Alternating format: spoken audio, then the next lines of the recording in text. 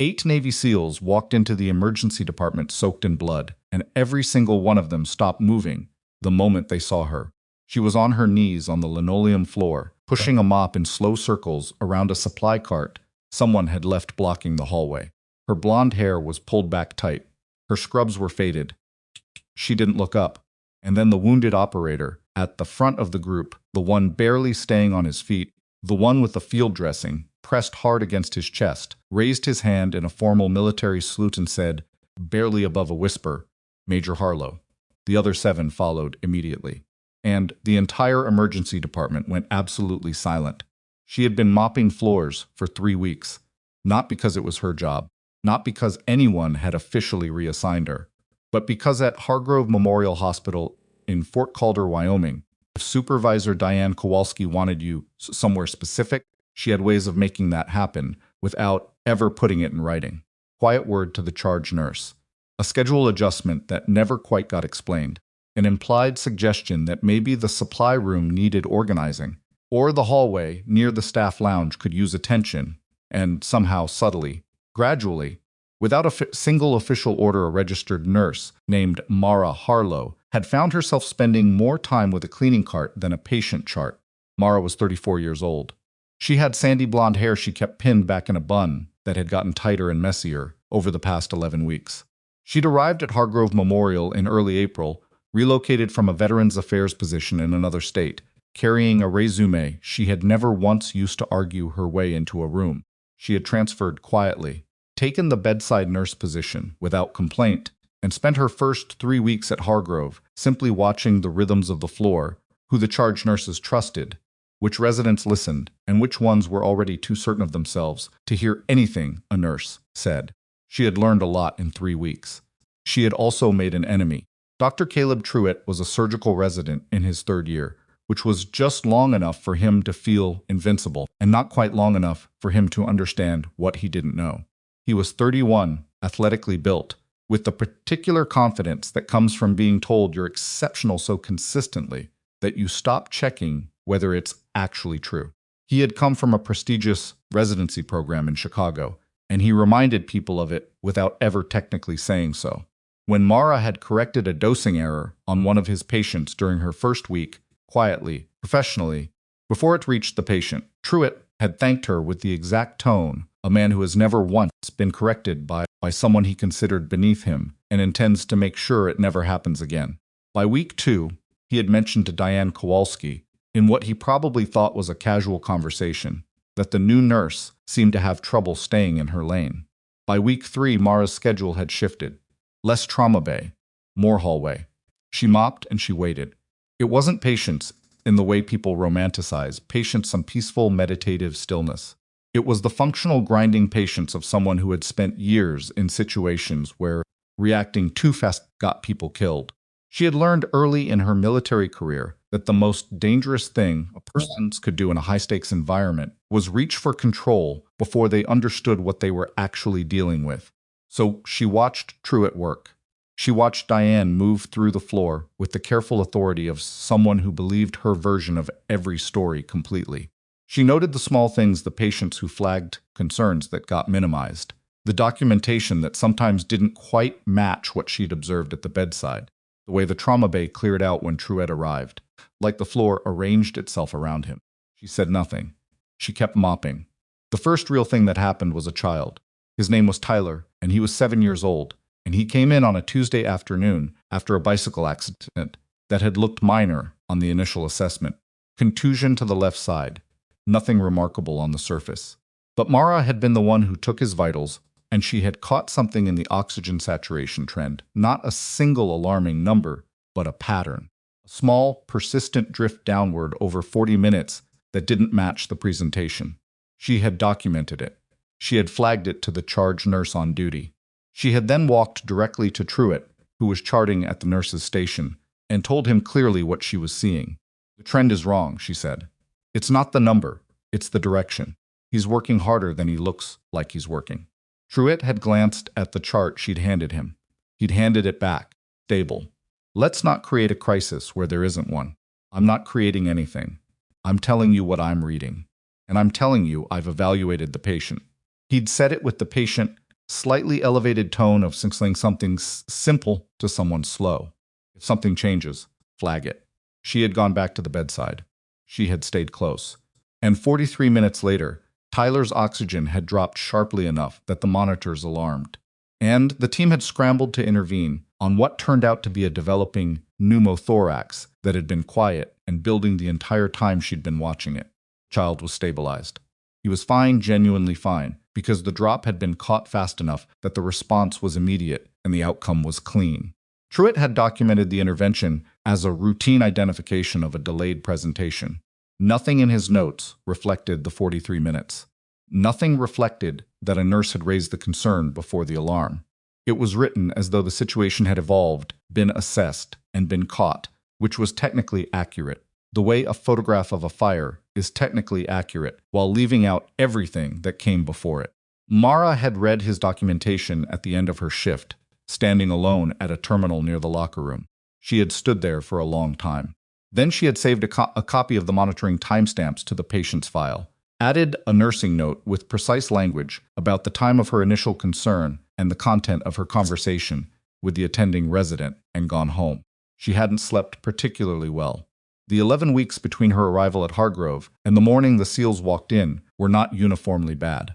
There were shifts that felt like real nursing, a difficult IV placement that she'd managed when 2 others had failed, a patient in the observation unit who'd started spiraling in a way she'd caught early enough to actually matter, a moment with an elderly man who'd come in for chest pain and had no one with him, and who had held her hand while he waited for results and thanked her in a way that had nothing to do with her credentials or her history or whether Diane Kowalski thought she belonged in the trauma bay.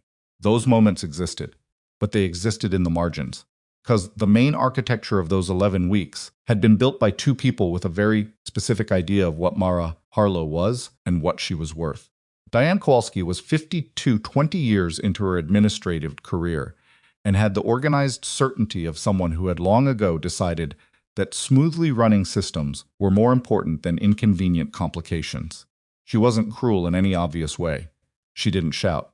She didn't leave people out of meetings. She simply had a particular relationship with loyalty, and Truitt had established himself over the previous year as someone Diane considered an asset to the department's reputation. Diane believed in Truitt the way you believe in a promising investment. She had introduced him to department heads, advocated for his rotation preferences, made sure the right people knew his name. So when Truitt had characterized the new nurse as a disruption, Diane had processed that information and acted on it in the quiet, efficient way she acted on most things. She hadn't set out to destroy Mara. She'd set out to manage her, to keep her in a position where she couldn't create friction. The janitorial work was never stated. It was implied through schedule design and the slow, consistent absence of meaningful assignment. Truitt, for his part, had moved on from thinking about Mara almost entirely. Flagged her once, watched the system absorb her, and gone back to the business of being the most important person in whatever room he was in. He had a gift for that, for making rooms orient around him, for moving through a floor with the air of someone who's expected to be followed rather than questioned. The nurses below a certain tenure learned quickly that his corrections landed harder than they should, and that the safest approach was agreement. Mara was not young in her tenure, but she was new to this floor, and that was close enough to the same thing in Truitt's estimation. He had noticed faintly that she never looked rattled. He had chalked it up to stubbornness. It hadn't occurred to him to consider what else it might mean. It was a Thursday when everything changed, and it started, like a lot of things that end badly for someone, with a quiet morning. Mara had come in at 6. She'd been assigned to the East Corridor again, not the trauma bay, not the acute beds, but the lower acuity rooms, near the ambulance entrance where the work was real, but the stakes were meant to be manageable. She had taken her assignment without comment, pulled her cart, and started the shift the way she started every shift now, methodically, without drawing attention, watching the floor the way she'd learned to watch terrain. 7:40, the radio at the nurse's station crackled with a military trauma alert. The emergency department at Hargrove Memorial served Fort Calder's surrounding community, which included a special operations training installation approximately 40 miles north. Medical incidents from that installation came to Hargrove when they were serious enough, and serious incidents from that installation were not common. When the alert came through, the floor-charge nurse, a competent, no-nonsense woman named Sandra Fitch, immediately began activating trauma protocols, clearing the 2 primary trauma bays, and reaching for the phone to pull in additional personnel. Mara heard the radio from the hallway. She left the cart where it was. She moved to the entrance of the trauma bay and stood in the doorway, not entering, watching Sandra work through the checklist. She could hear, faintly, the sound of vehicles pulling into the ambulance bay, more than one, arriving fast.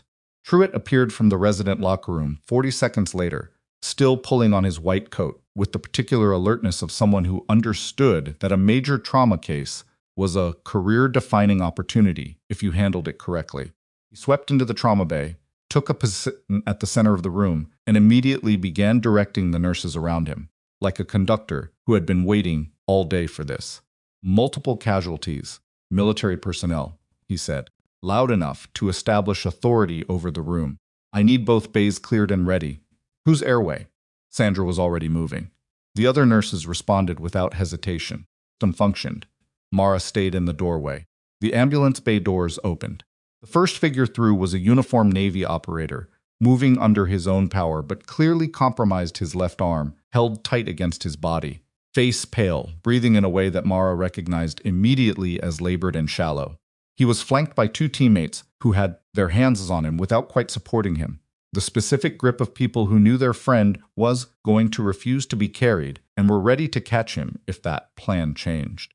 Behind them came 2 stretchers, then 3 more operators on foot, then 2 more stretchers. 8 total. Multiple levels of injury, staggered across the group, in the way that happens when a single incident catches people at different points of proximity. The room absorbed them with the controlled urgency that emergency departments train for nurses moving, monitors being placed, IVs starting, oxygen being assessed.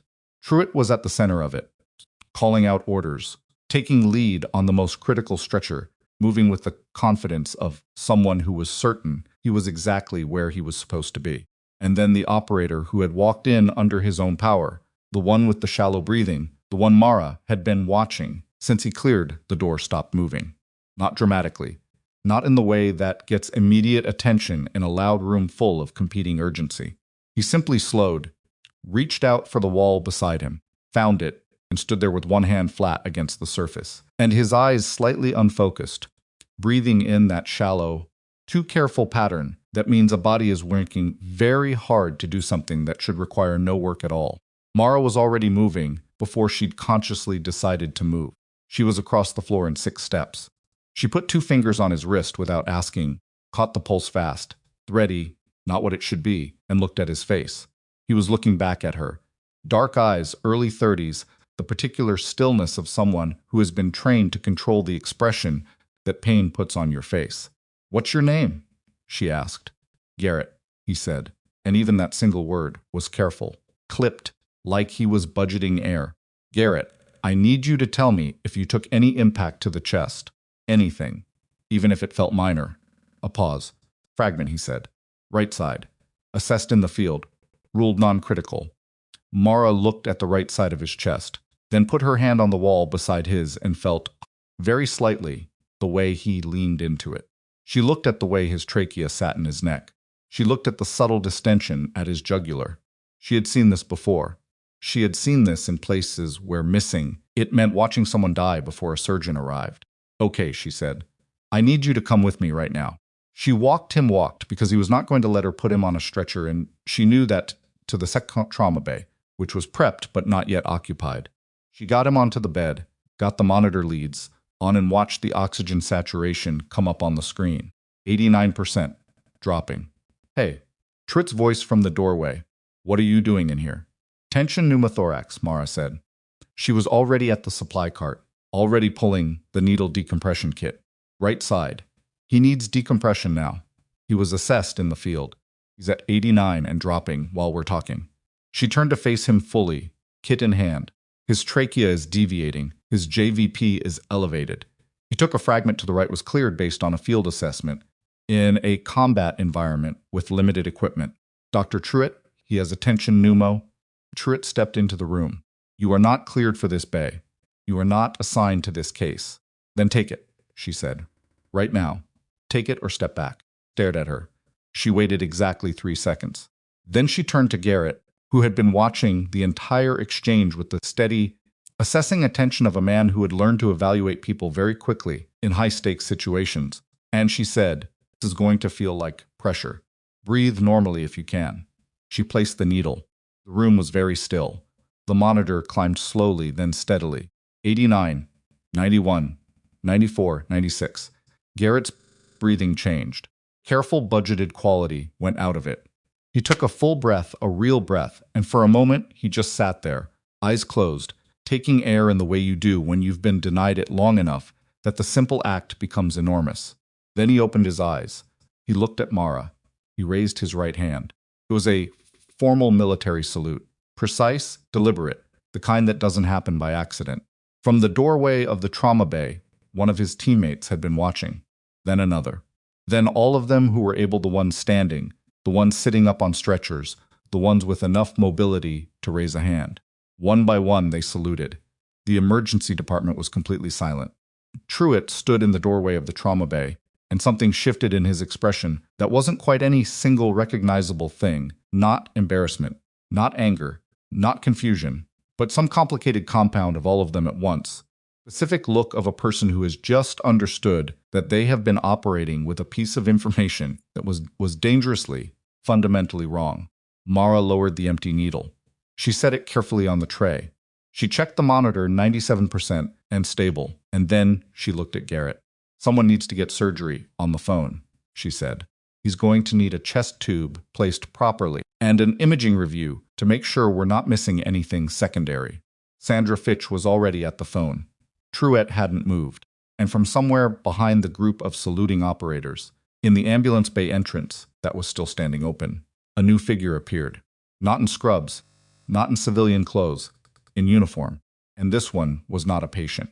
The figure filled the ambulance bay entrance, the way certain people fill rooms, not loudly, not with any particular effort, but with the specific weight of someone who has spent decades being the last word on whatever subject they walk into. He was tall, late 50s, with close-cropped silver hair, and the kind of posture that doesn't come from military training so much as it becomes the person after enough years. His uniform was navy, and the insignia on his collar said he was not a man who got sent places. He was a man who went where he decided to go. He had 2 personnel with him, both in uniform, both moving with the quiet efficiency of people who were there to work, not observe. He surveyed the emergency department the way you survey terrain systematically, without emotion, cataloging everything in a single slow sweep. Then his eyes found Mara. He walked directly to her. "Major Harlow," he said. Not a question. Mara set down the last piece of equipment she'd been handling and straightened. She didn't salute. She was civilian now, had been for 2 years, and they both understood what that meant, but something in her posture shifted in a way that was difficult to define. A slight recalibration. The posture of someone who had not forgotten how to stand in front of a flag officer, even when they were no longer required to. "Colonel," she said. "Colonel Darius Webb," he said, supplying the full name for anyone in the room who needed it, though his eyes hadn't moved from Mara's face. "Naval Special Warfare Command. These are my people." He glanced at Garrett on the bed behind her, at the monitor reading 97 and climbing, and something moved behind his eyes that was very briefly not military at all. Then it was gone. "What's his status?"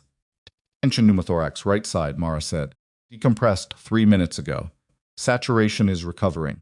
He's going to need a formal chest tube and a full imaging workup. I want to rule out secondary injuries from the fragment track before anyone declares him stable. His vitals are improving, but his pressure was compensating, and I'd rather confirm what's underneath that before surgery makes assumptions." Webb nodded once, the decisive nod of someone receiving a briefing they trust. "Good. Who's primary surgeon?" From the doorway, Truitt said, "I am." Webb looked at him for the first time. The look lasted exactly as long as it took Webb to take in Truitt's age. His bearing, the white coat with the residency badge, and the specific quality of stillness that Truitt was trying to project and mostly failing at. "You're a resident. 3rd year surgical. Who's the attending on trauma tonight?" "A beat." "Sandra Fitch?" "Still at the phone," said without looking up. "Doctor." "Yoon is on call. I'm reaching him now." "Good." Webb looked back at Mara. I want Major Harlow in the room. Truett stepped fully into the trauma bay. Sir, with respect, Nurse Harlow is not assigned to this case. She performed an unsanctioned procedure on your operator without physician authorizations. She performed a needle decompression on a man with a tension pneumothorax. Webb's voice hadn't changed in volume or temperature. It was the flatness of someone who has learned that the most effective form of authority is perfect, uninterrupted calm, which is the correct intervention for a tension pneumothorax. I watched his oxygen come up from the hallway. He paused. Is there something else you wanted to tell me about that decision, Doctor? Truett's jaw tightened. There are protocols. There are, Webb agreed. And there's a man breathing on that bed who wasn't going to be breathing in another 4 minutes. I'm familiar with the timeline. I've seen tension pneumos in the field. He turned back to Mara with the finality of someone who has closed a door. Walk me through the rest of the group. Who needs what? What followed was 40 minutes of work that had nothing cinematic about it and everything real. Mara moved through the 8 operators with Colonel Webb beside her, not leading, not directing, but present, listening, watching, occasionally asking a question that revealed exactly how much he understood about trauma physiology for a man whose rank put him well past the point where anyone expected him to remember it. She assessed each patient methodically, vital signs, injury patterns, field interventions, what had been done right and what had been done in the resource-limited way that field medicine sometimes forced, and what needed to happen next in a facility with actual equipment. 2 of the 8 needed surgery. 1 had a traumatic fracture that had been stabilized but not definitively treated. 2 more had blast injuries that were managed but not yet fully evaluated. The remaining 3 were more stable, walking wounded in the technical sense, present and functional, though none of them would have described themselves as fine. Garrett, in the second trauma bay, was being prepared for the chest tube procedure by the time attending surgeon Dr. Philip Yoon arrived. Yoon was 51, efficient, the kind of surgeon who assessed a room in the first 30 seconds and wasted no motion after that. He reviewed Mara's initial intervention notes, checked the monitor, checked the patient, and asked 2 questions, one about the decompression angle, one about the fragment location relative to the pleural space. Mara answered both without hesitation, with the precision of someone describing something they had done dozens of times in conditions considerably worse than this one. Yuan glanced at her once. Then he started the procedure. Truett stood at the periphery of the room. He had been at the periphery of several rooms in the past 40 minutes, which was not where Truett was accustomed to standing. He had tried twice to reassert a central position once by attempting to take lead on a second patient assessment that Mara was already managing, once by directing a nurse to adjust a medication order that Mara had placed and that Yuan had already confirmed. Both times, he'd been politely and completely bypassed, not in a way that called direct attention to the bypass, but in the way that happens naturally when a room has organized itself around the people who actually know what they're doing, and someone else is simply present. He was watching now, watching the way Webb stood beside Mara while she worked, watching the way the operators tracked her movement through the department, not with gratitude exactly, but with the specific attention that people give to someone they have reason to take seriously. He was watching all of this, and he was thinking, and the thing he was thinking about most was the salute. 8 operators, formal simultaneous. For a nurse with a mop cart, he pulled out his phone and ran her name. The name came back with almost nothing, which was its own kind of information. A registration with the Wyoming Nursing Board, current and in good standing. Employment history that listed 2 previous positions, one at a Veterans Affairs facility in the Pacific Northwest, one before that at a hospital near a military installation in the Southeast. No publications, no conference presentations, no social media presence of any kind, no news articles, nothing that explained what he'd just watched happen in that trauma bay, which meant whatever she was, the record of it was either expunged, classified, or both. Truett stared at his phone for a moment longer than he should have in the middle of an active department. Then he found Diane Kowalski, who had arrived 12 minutes into the alert and had been managing the administrative side of the military trauma influx with the organized competence she brought to every logistical crisis. He pulled her into the small corridor beside the supply room. "Who cleared Harlow for trauma interventions?" he asked. Diane looked at him. "She's not cleared for this bay." She performed a needle decompression without physician order. Been managing assessments for Colonel Webb for the last 40 minutes. Nobody stopped her. Diane's expression tightened. It was the expression of someone who disliked complications, especially complications that arrived in uniform and outranked her ability to manage them. The colonel requested her specifically. That doesn't supersede our protocols. Caleb. Diane's voice had the careful quality she used when she needed someone to hear an implication rather than just the words. There is a senior naval officer in our trauma department who has personally requested this nurse's involvement in the care of his personnel. This is not the moment. If she's operating outside her scope, we have a liability issue regardless of who's asking. Diane looked at him for a long moment. Then she said quietly, "File the incident report if you feel you need to. But wait until they're gone." She paused. "And Caleb, be certain about what you're filing." She turned and walked back toward the department. Truett stood in the narrow corridor with his phones still in his hand. He was already composing the report in his head. By 10 o'clock that night, the acute phase was done. Both surgical cases had gone up to the OR and were progressing well under UN's hands. The fracture had been properly immobilized and was awaiting orthopedic review in the morning. Blast injury evaluations were complete and documented. The three most stable operators had been moved to a military-adjacent ward on the 3rd floor, where Webb's personnel could maintain appropriate presence without disrupting the general hospital floor. Garrett was in a room on the surgical prep unit, chest tube placed, saturation solid, still awake when Mara came in to check his post-intervention status at the end of her shift. She hadn't been told to check on him. She wasn't technically still assigned anywhere. Her shift had ended 40 minutes ago. But she had this habit, which she'd carried since her Army days, of completing her own internal accounting before she left, knowing the status of every patient whose trajectory she had touched that day, not because she was required to, but because she had learned what it felt like to leave and find out later that you'd missed something. Garrett was watching the ceiling when she came in. He looked at her when she reached for the chart. "You staying?" he asked, checking the numbers. "Then I'm going home." "You were Army," he said. It wasn't a question. Medical Corps. 8 years. He was quiet for a moment. "What did you do over there?" "Forward surgical." She checked the pressure readings, noted them in the chart. Mostly Kandahar rotation, 2 years in Mosul, 1 year running a trauma support program for combat medics at Bragg. Garrett absorbed that in the way operators absorb information without visible reaction, filing it, understanding what it implied without needing it elaborated. "How long have you been here?" 11 weeks. "Here meaning Wyoming?" "Here meaning this hospital." She clicked the chart closed.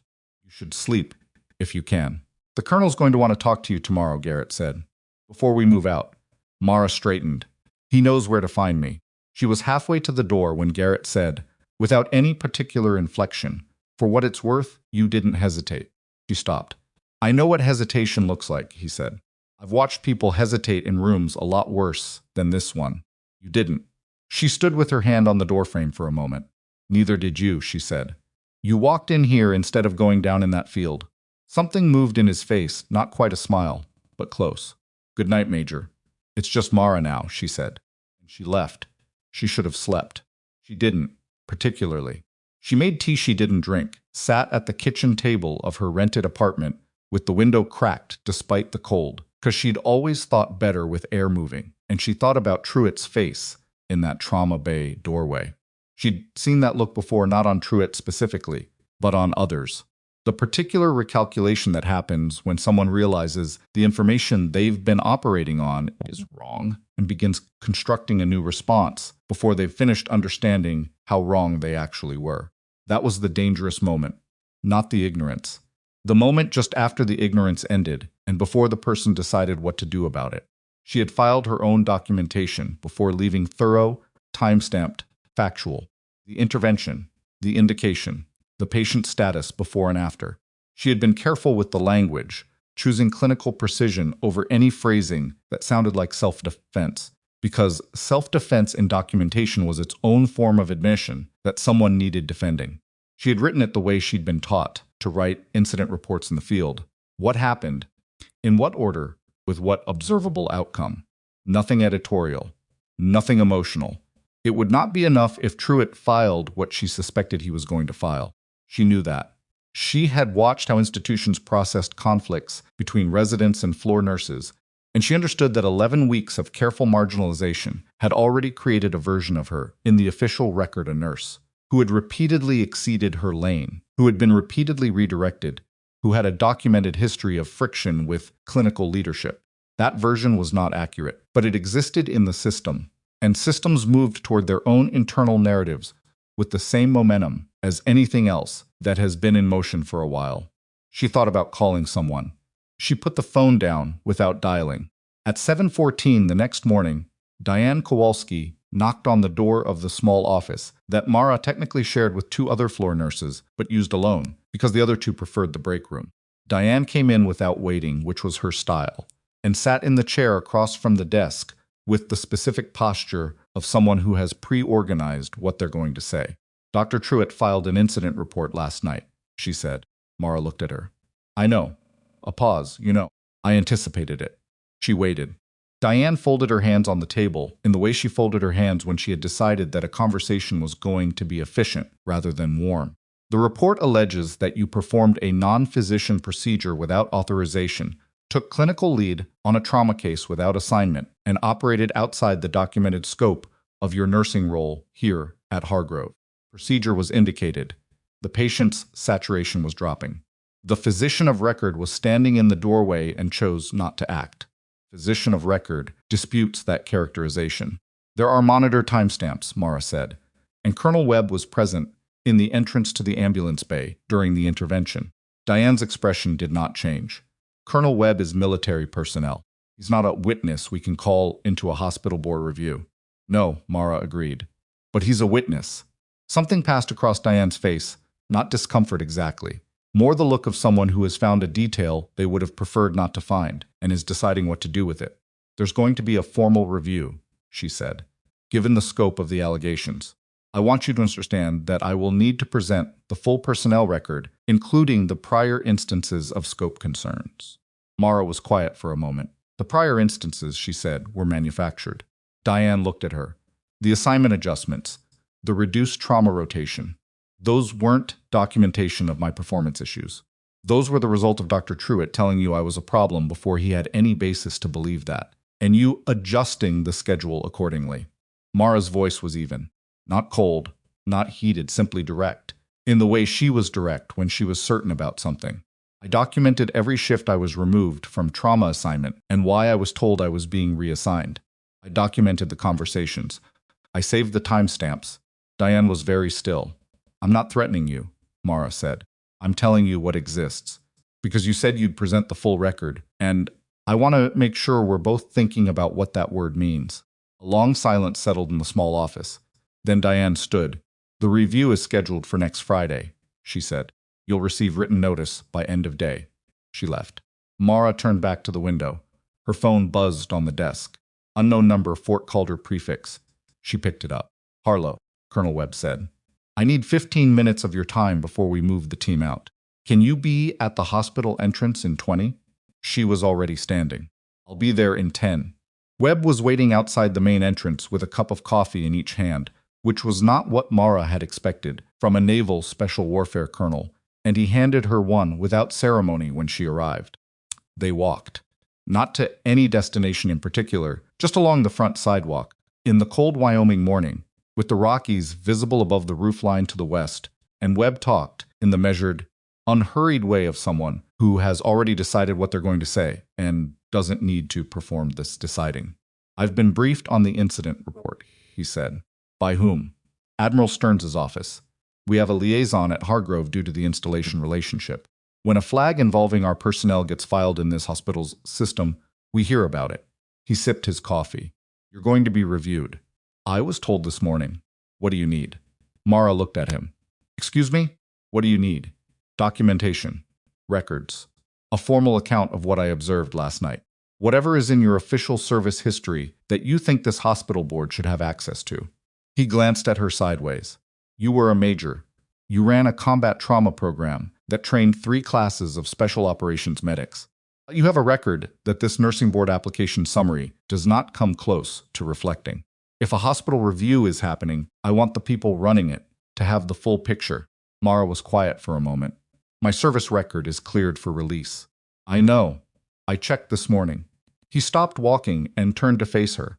Major Harlow, you spent 8 years doing the thing that resident tried to prevent you from doing last night.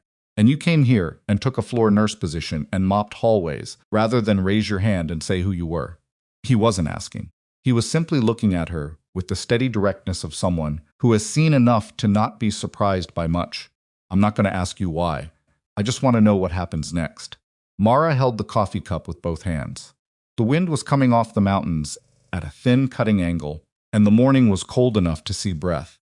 Someone I worked with in the VA system called me 3 months ago, she said. A nurse named Teresa Vance. She left Hargrove Memorial about 18 months before I arrived. She left because she'd been documenting a pattern in Truett's clinical records. Alterations. Discrepancies between what was observed at the bedside and what appeared in the final documentation. She paused.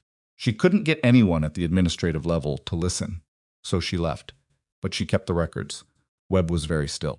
She called me because she'd heard through the VA network that I'd taken a position here, Mara said. She wanted me to know what she'd found, and she wanted to know if I saw it too. She looked at him. I've been seeing it for 11 weeks. A long silence. How many cases? Webb asked. That I can document directly? 11. That I believe show a pattern, including the ones I can only access because the timestamps don't match the narrative in the chart? More. She paused. The child last week, the 7-year-old with the pneumothorax, I flagged to Truett 43 minutes before the monitor alarmed. Chart shows the presentation was identified during routine assessment. There is no nursing note in his file reflecting my conversation with Truett. My nursing note, which I added after the fact, is there, but it's timestamped after the event. Someone would have to look carefully to notice that the monitoring data contradicts the resident's version of the timeline. Webb was looking at her with the particular focus of someone who has stopped fighting to hear something surprising and is now simply listening. Teresa has records from before I arrived, Marissa said. I have documentation from the 11 weeks I've been here. Together, it's not a single incident report. It's a pattern that goes back more than a year.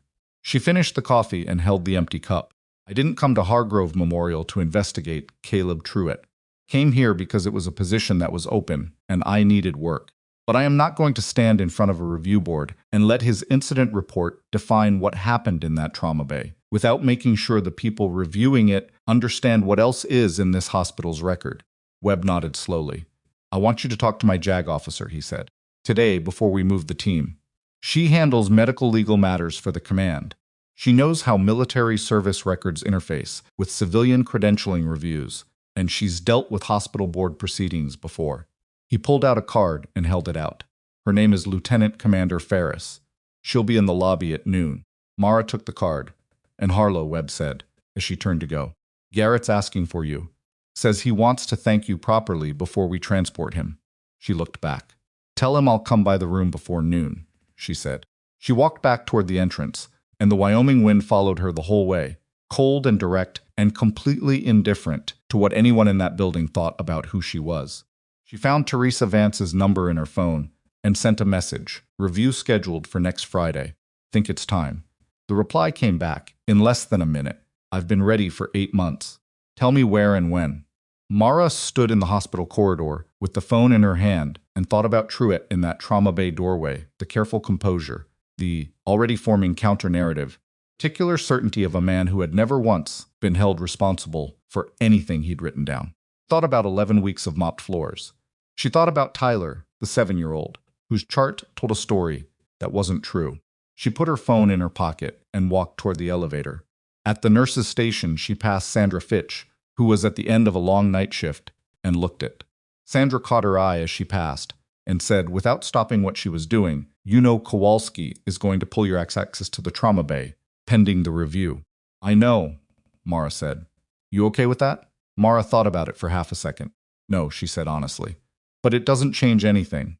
Sandra looked at her for a moment, the specific look of someone who has spent enough years in a building to recognize when something is shifting inside its walls, when a thing that has been still for a long time has started to move. The timestamps on the Garrett case, she said quietly. The monitoring data, it auto-logs to the central system. Can't be edited after the fact. Mara stopped. She looked at Sandra.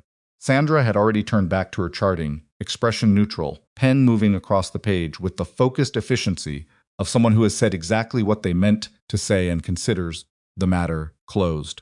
Mara walked to the elevator and pressed the button for the third floor, where Garrett was waiting and where in approximately 3 hours Lieutenant Commander Ferris would be sitting in the lobby with a legal pad and a set of questions that Caleb Truitt was not going to enjoy having been asked. The elevator doors opened, and in the hallway behind her, from the direction of the administrative wing, she heard Diane Kowalski's voice, not words, just tone the specific strained register of someone receiving information they had not prepared to receive. Mara stepped into the elevator. The doors closed. The elevator ride to the third floor took 40 seconds, and Mara Fum spent all of them staring at the closed doors and running the timeline forward in her head the way she used to run mission parameters, not optimistically, not catastrophically, but honestly, accounting for what she knew and what she didn't, and where the gaps could hurt her. What she knew Truitt had filed. Diane had received it and was already managing the narrative around it. The review was Friday. Teresa Vance had documentation going back 18 months. Sandra Fitch had just told her, in the careful oblique language of someone who couldn't afford to be seen taking sides, that the central monitoring system auto-logged and couldn't be retroactively altered. And Colonel Webb had handed her access to a JAG officer who understood how military credentials interfaced with civilian hospital board proceedings. What she didn't know how much of Teresa's documentation would survive scrutiny, how the board would weight Webb's account against Truitt's institutional standing, whether Diane would walk into that review as a witness or as an obstacle, and whether the difference between those two things had been decided yet. The elevator opened. She walked to Garrett's room. He was sitting up in the bed, which the nursing notes from the overnight shift indicated he had been doing since approximately 3 in the morning, because operators did not, as a general rule, lie flat when they were capable of sitting up. Color was better. The chest tube was still in place and would be for another day at minimum. But his breathing had the full, unconsidered quality of someone who no longer had to think about it. He looked at her when she came in. "You look like you didn't sleep," he said. "I slept a little." She checked the drain output, noted it, checked his pressure on the wall monitor. "How's the pain manageable?" He watched her work. "What's happening downstairs?" A review was filed. "It'll sort itself out." She wrote the numbers in the chart with the same hand she always used, steady, not because she was performing steadiness, but because she had learned a long time ago that anxiety lived in the body, and the body could be redirected. "You need anything before transport? Sit down for a second." She looked at him. "Please," he added, which was clearly not a word he deployed casually. She pulled the chair from the corner and sat. Garrett was quiet for a moment, the kind of quiet that wasn't discomfort, but was the particular silence of someone choosing their words with real care. "When I came through that door last night, I was running on adrenaline and training and about 40% lung capacity, and I knew something was wrong, but I had enough stubbornness left to not let it show." He paused. "You saw it in 30 seconds. The tracheal deviation was subtle but present, and you were breathing in a pattern. I'm not asking you to explain the medicine," he said. "I'm telling you that I've worked with people for 15 years who are very good at their jobs, and I know what it looks like when someone is actually good versus when someone is performing being good. You didn't perform anything last night." He looked at her steadily. "Whatever is happening downstairs with whoever filed, whatever, you should know that the colonel has already made 3 calls this morning. I don't know all of what that means, but Webb doesn't make calls for people he doesn't think deserve them." Mara looked at her hands for a moment. "Thank you," she said, and meant it without qualification, which was not something she said often. "Get some coffee," Garrett said. "You've got a long week." She stood. "You'll be transported to the installation medical facility this afternoon. They're good people there." "I know." He settled back against the pillow. "Go pick your fight, Major." She almost corrected him. Almost said it's just Mara again. She didn't.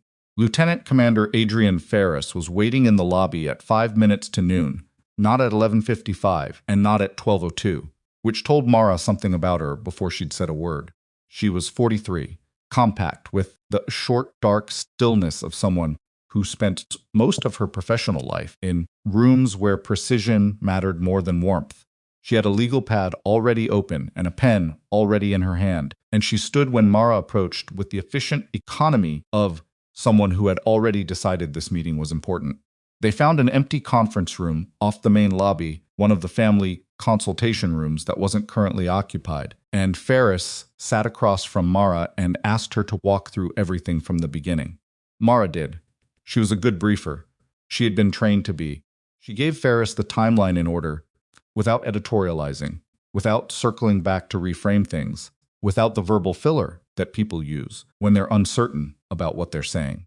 She covered her arrival, the schedule adjustments, Truett's characterization of her to Diane, the Tyler case and the timestamp discrepancy, the 11 weeks of documentation she had kept, and then the previous night the alert, Garrett, the intervention, the salutes, Truett's incident report. Ferris wrote steadily through all of it. When Mara finished, Ferris looked at the pad for a moment, then looked up. The nurse who left 18 months ago, Teresa Vance. She has physical documentation. She texted me confirmation this morning. Kept copies of 12 clinical records originals versus final filed versions. She can demonstrate the alterations. Mara paused. She's been waiting for something to make the documentation relevant enough to surface. A single nurse's complaint against a well-regarded resident doesn't get traction. But if there's already a formal review process in motion, it becomes evidentiary rather than anecdotal, Ferris said. Yes. She tapped the pen against the pad. The hospital's review board has no jurisdiction over military medical personnel, and Colonel Webb cannot be compelled to appear in a civilian hospital proceeding. However, he can choose to provide a sworn written account of what he observed, which carries weight in a way that an informal statement doesn't. He's already indicated he's willing to do that. I know. The monitoring data you said it autologs to the central system and can't be retroactively edited. That's what I was told by the charge nurse. Ferris made a note. I want to confirm that through the hospital's IT system architecture before the review. If the timestamps are system-generated and immutable, then the monitoring record is objective and independent of anything. Truett wrote in his documentation. The divergence between the two becomes the issue. She paused. Here's what I want you to understand. The incident report Truett filed has a specific legal exposure. He has alleged that you performed an unauthorized procedure that endangered the patient. The evidence shows the patient was deteriorating for a defined period before you intervened, and that the intervention was clinically correct and resulted in measurable improvement. Then the report is not just wrong, it's potentially defamatory. And if it can be shown that the filing was retaliatory rather than a good faith safety concern, that changes the legal character of it entirely. Mara was quiet for a moment. I'm not looking to sue anyone, she said. I know. But you should understand what the filing exposes him to, because it affects how his legal counsel, if he retains any, will advise him about what happens in that review room. Ferris capped her pen. Is there anything else I should know before I start drafting Colonel Webb's statement? Mara thought. There's one more thing, she said. The Tyler case. Child with the pneumothorax. My nursing note is in his chart. It's time-stamped after the event because I added it at the end of my shift. But the monitoring data for that patient, like Garrett's, is system-generated. It will show the oxygen trend I identified and the time I identified it. If someone compares that data against Truett's documentation of how that case was managed, the discrepancy is the same pattern. Different patient, same method. Ferris looked at her for a long moment. How old is the child? 7. He recovered fully. The record shows a misrepresentation of how the recovery happened. Yes. Ferris opened the pad again and started writing. The week before the Friday review was the longest week Mara had worked through, since a forward operating base in Mosul had lost water and power in the same 48-hour window during an elevated threat period, which was a week she did not think about often and did not particularly enjoy thinking about now. She was formally restricted from the trauma bay, effective Tuesday morning, a written administrative hold that Diane had delivered with the apologetic, practical tone of someone, following a procedure they'd had no part in designing. Mara had signed the acknowledgement form without comment. She had been reassigned to the East Corridor again, low acuity patients, manageable stakes, the same stretch of floor she'd been moving through for 11 weeks, and she had worked it the way she worked everything, with the full attention the patients deserved, and none of the energy she didn't have left for anything else. Teresa Vance arrived in Fort Calder on Wednesday. She was 51, soft-spoken in the particular way of people who had learned that being loud about something didn't make institutions listen faster, She had driven 6 hours from her current position in a rural health clinic because she had decided at some point in the past 18 months that if the right moment ever arrived, she was not going to let logistics be the reason she missed it. They met at Mara's apartment Wednesday evening. Teresa spread the documents on the kitchen table in 2 groups, originals and alterations, and walked Mara through each one with the methodical patience of someone who had organized this material in her head so many times it had become automatic. 12 records. In each one, the pattern was the same. A clinical event, a deterioration, an unexpected complication, a near miss that appeared in the original nursing documentation and disappeared or was recharacterized in the final physician chart. A patient who had been flagged for concerning vital signs before a complication occurred, whose chart showed the complication as sudden and unpredictable. An adverse drug reaction that a nurse had caught and reported verbally, whose chart attributed the catch to the physician's own reassessment. Not fabrications so large they collapsed under scrutiny, small, careful revisions that moved credit and liability in the same direction every time. He's good at it, Teresa said. She wasn't saying it with admiration. She was saying it the way you describe something that has cost you something.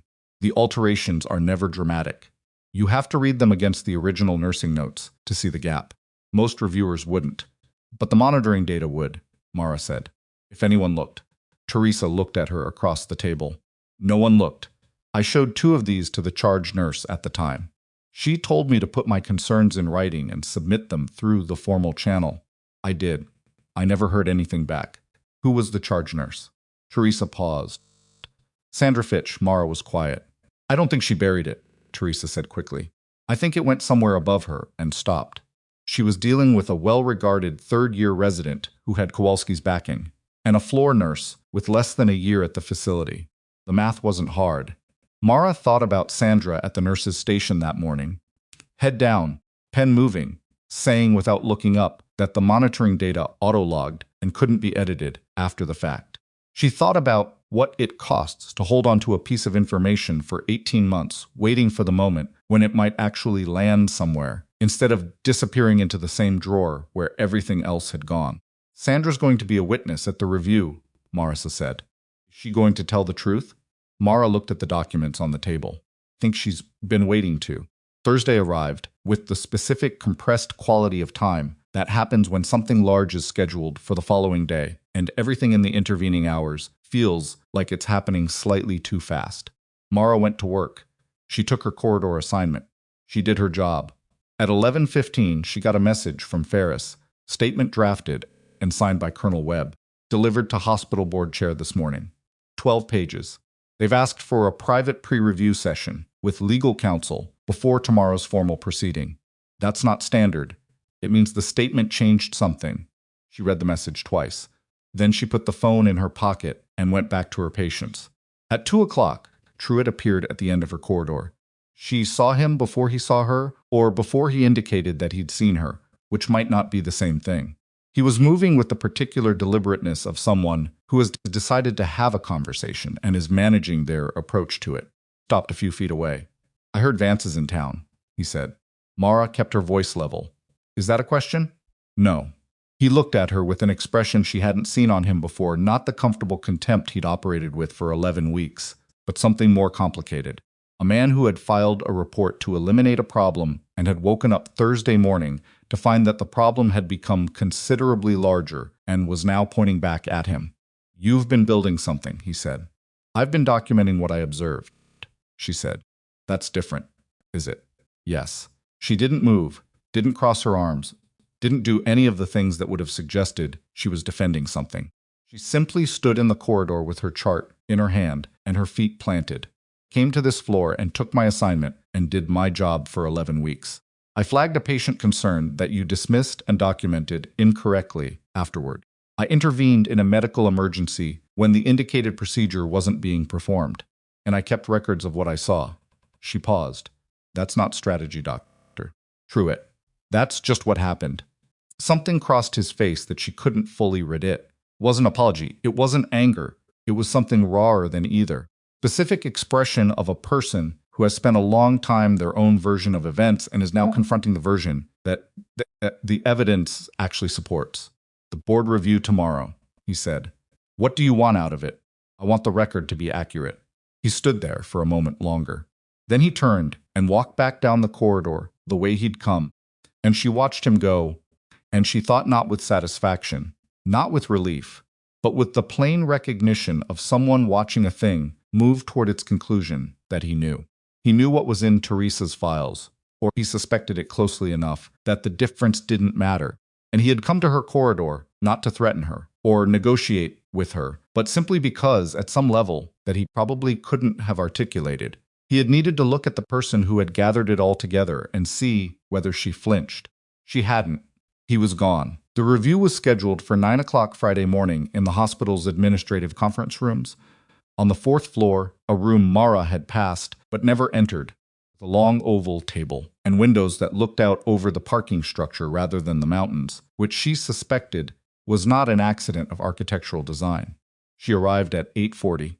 Teresa was already there, seated at one end of the table, her documents organized into 3 separate folders on the surface in front of her, her hands folded on top of them with the stillness of someone who has been ready for a long time and is no longer nervous, because nervous requires some uncertainty remaining about whether you're doing the right thing. The board members arrived between 8:50 and 9:05, of them, including the chief medical officer, Dr.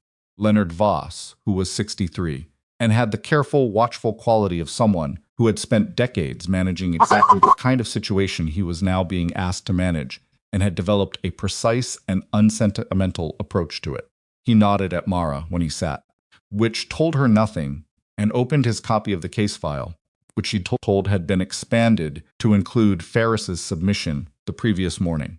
Diane came in at 9:03 and took a seat to the right of Voss. She did not look at Mara. Truitt arrived at 9:06, with a woman Mara didn't recognize who was carrying a leather portfolio and had the bearing of private legal counsel. Truitt sat across from Mara at the oval table.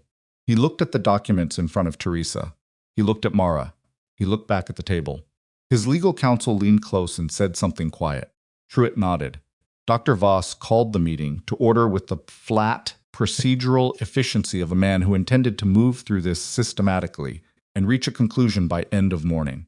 He outlined the scope of the review, the incident report, filed by Dr. Truitt alleging unauthorized procedure and scope violation, the formal response documentation submitted by the respondent, and the supplementary evidence submitted by Naval Special Warfare Command. He noted that the review would also address several secondary matters that had been flagged by the supplementary submission. Truitt's counsel looked up at the word secondary. Voss continued without acknowledging the look. He asked Mara to present her account first. She did. She was a better public speaker than most people expected, partly because she didn't perform being a good speaker. Talked the way she documented in order, without filler, with the clinical precision of someone who had given situation reports in environments where missing a detail had real consequences. She walked the board through the Garrett case, the presentation, the assessment, the intervention, the monitoring data. She referenced the specific timestamp at which the saturation had been 89%, the time elapsed between her assessment and the intervention, the post-intervention trend. She presented her own nursing documentation and noted the system-generated monitoring log as an independent record. She paused. "I'd also like to present documentation relevant to the context of this case," she said, "including records from a period prior to my employment at this facility." Truitt's counsel moved forward slightly in her chair. Voss looked at the documents on the table. He looked at Teresa. "You're Ms. Vance." "Yes," Teresa said. "I was employed at Hargrove Memorial for 14 months. I left in November of last year. And the documentation you've brought represents 12 cases," Teresa said. "In each case, I have the original nursing documentation, alongside the final physician chart. The discrepancies are consistent in their structure and direction." She paused. "I submitted these through formal channels while I was employed here. I did not receive a response. I kept copies." The room was very quiet. Voss looked at the folders. Then he looked at Diane Kowalski. Diane was looking at the table with the expression of someone who has arrived at a moment they had privately been expecting for a long time, and is experiencing the specific exhausted relief of a thing finally becoming visible that has been a weight to keep hidden. Truitt's counsel leaned in again.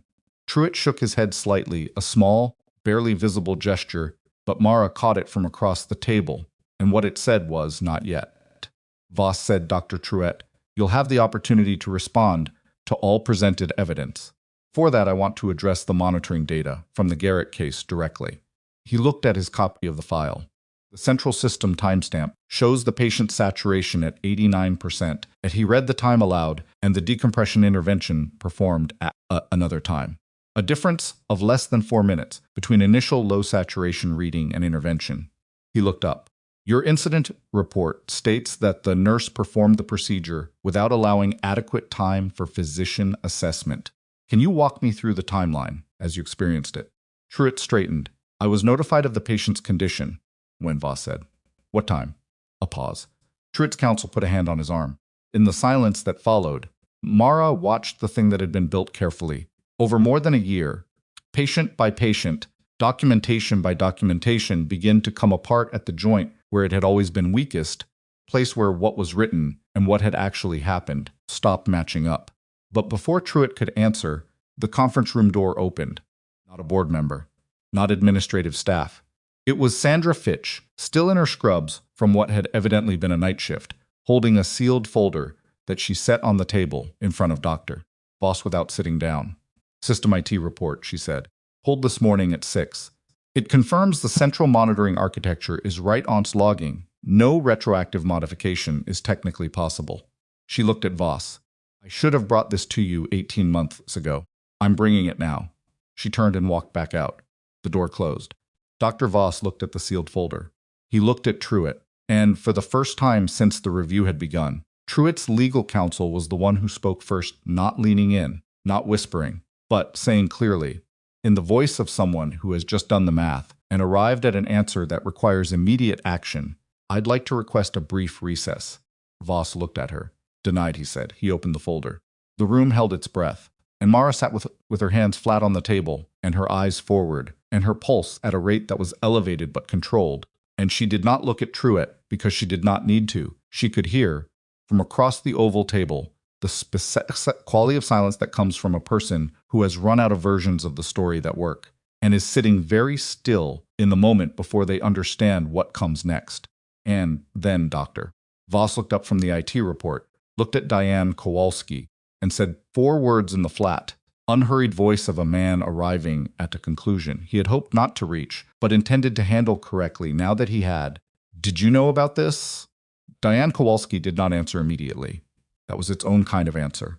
She sat at the right hand of Dr. Voss with her hands folded on the table, and her eyes moving not evasively, not with the rapid blinking of someone caught in an outright lie, but with the specific, deliberate stillness of someone running calculations, determining what version of the truth was still available to her. How much of the structure could be preserved if the right pieces were surrendered carefully enough? It lasted 4 seconds. "I received a concern from a floor nurse approximately 18 months ago," she said. "I forwarded it through the appropriate administrative channel." "To whom?" Voss said. "To the department quality coordinator." Voss looked at his copy of the file. The quality coordinator's log for that period shows no record of a nursing concern related to clinical documentation in this department. Diane's jaw tightened by a fraction.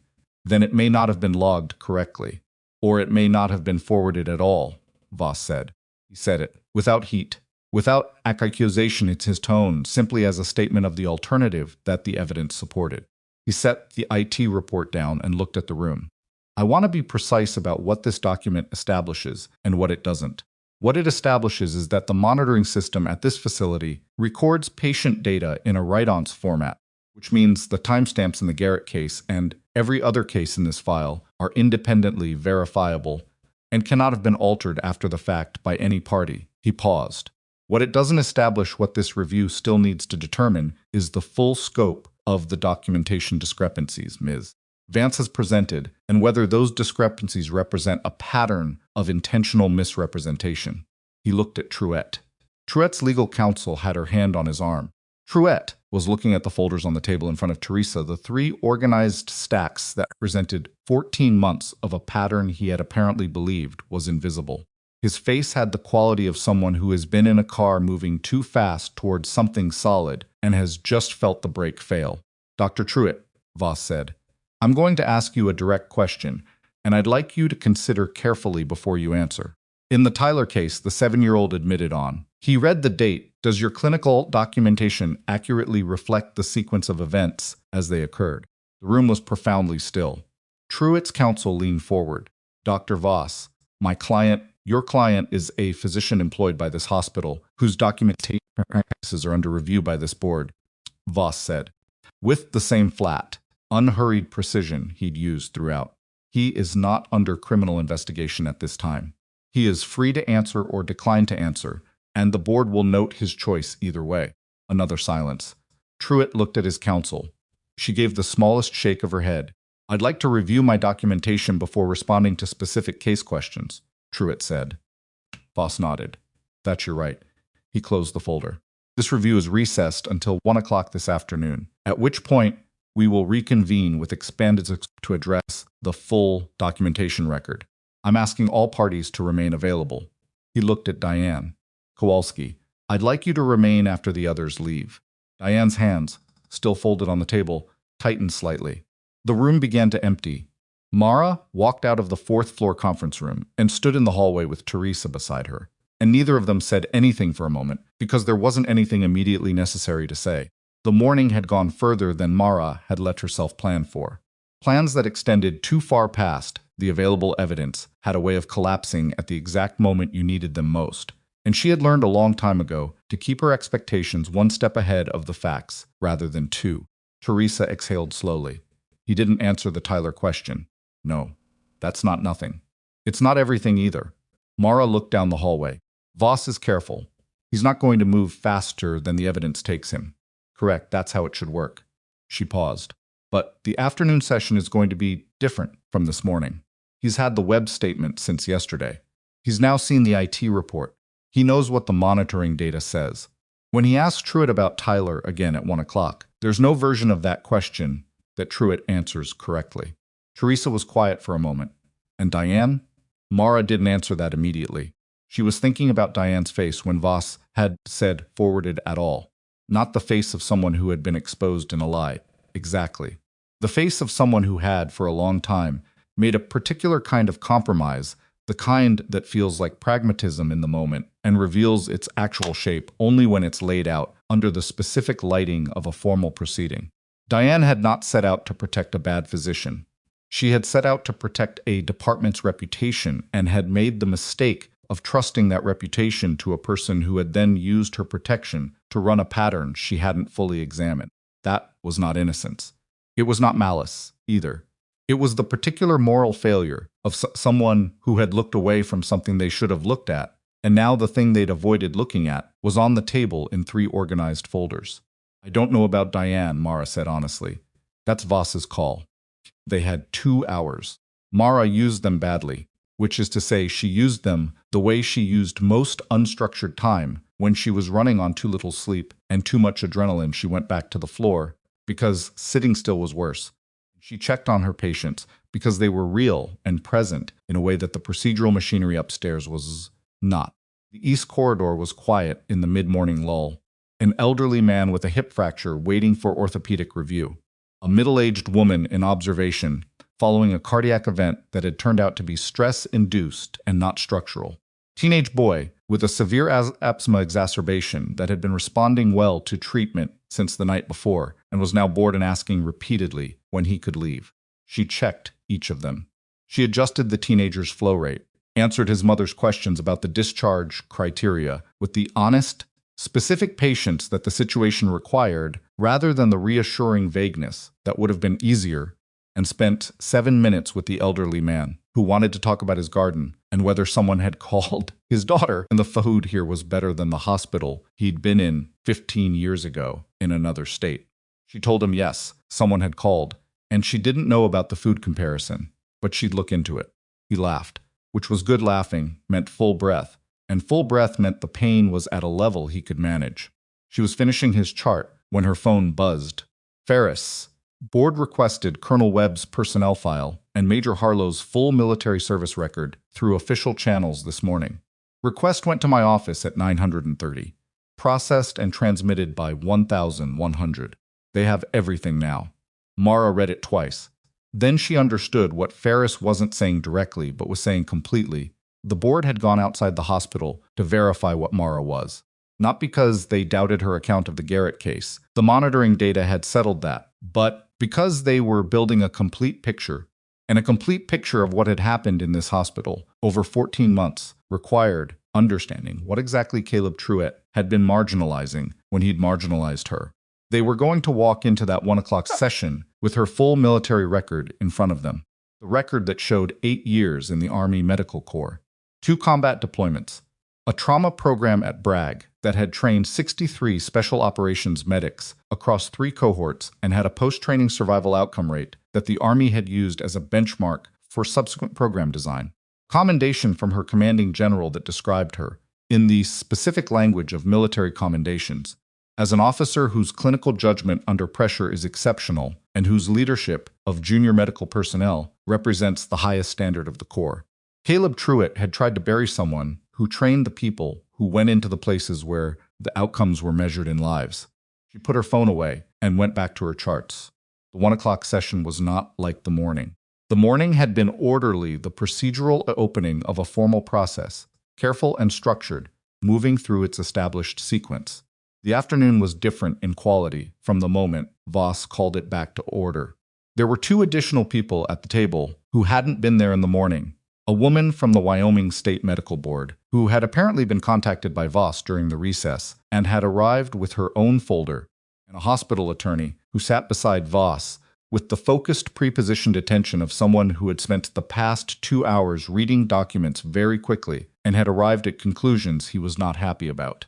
Truitt came back without his private counsel. That was the first thing Mara noticed. The chair where the woman with the leather portfolio had been sitting was empty.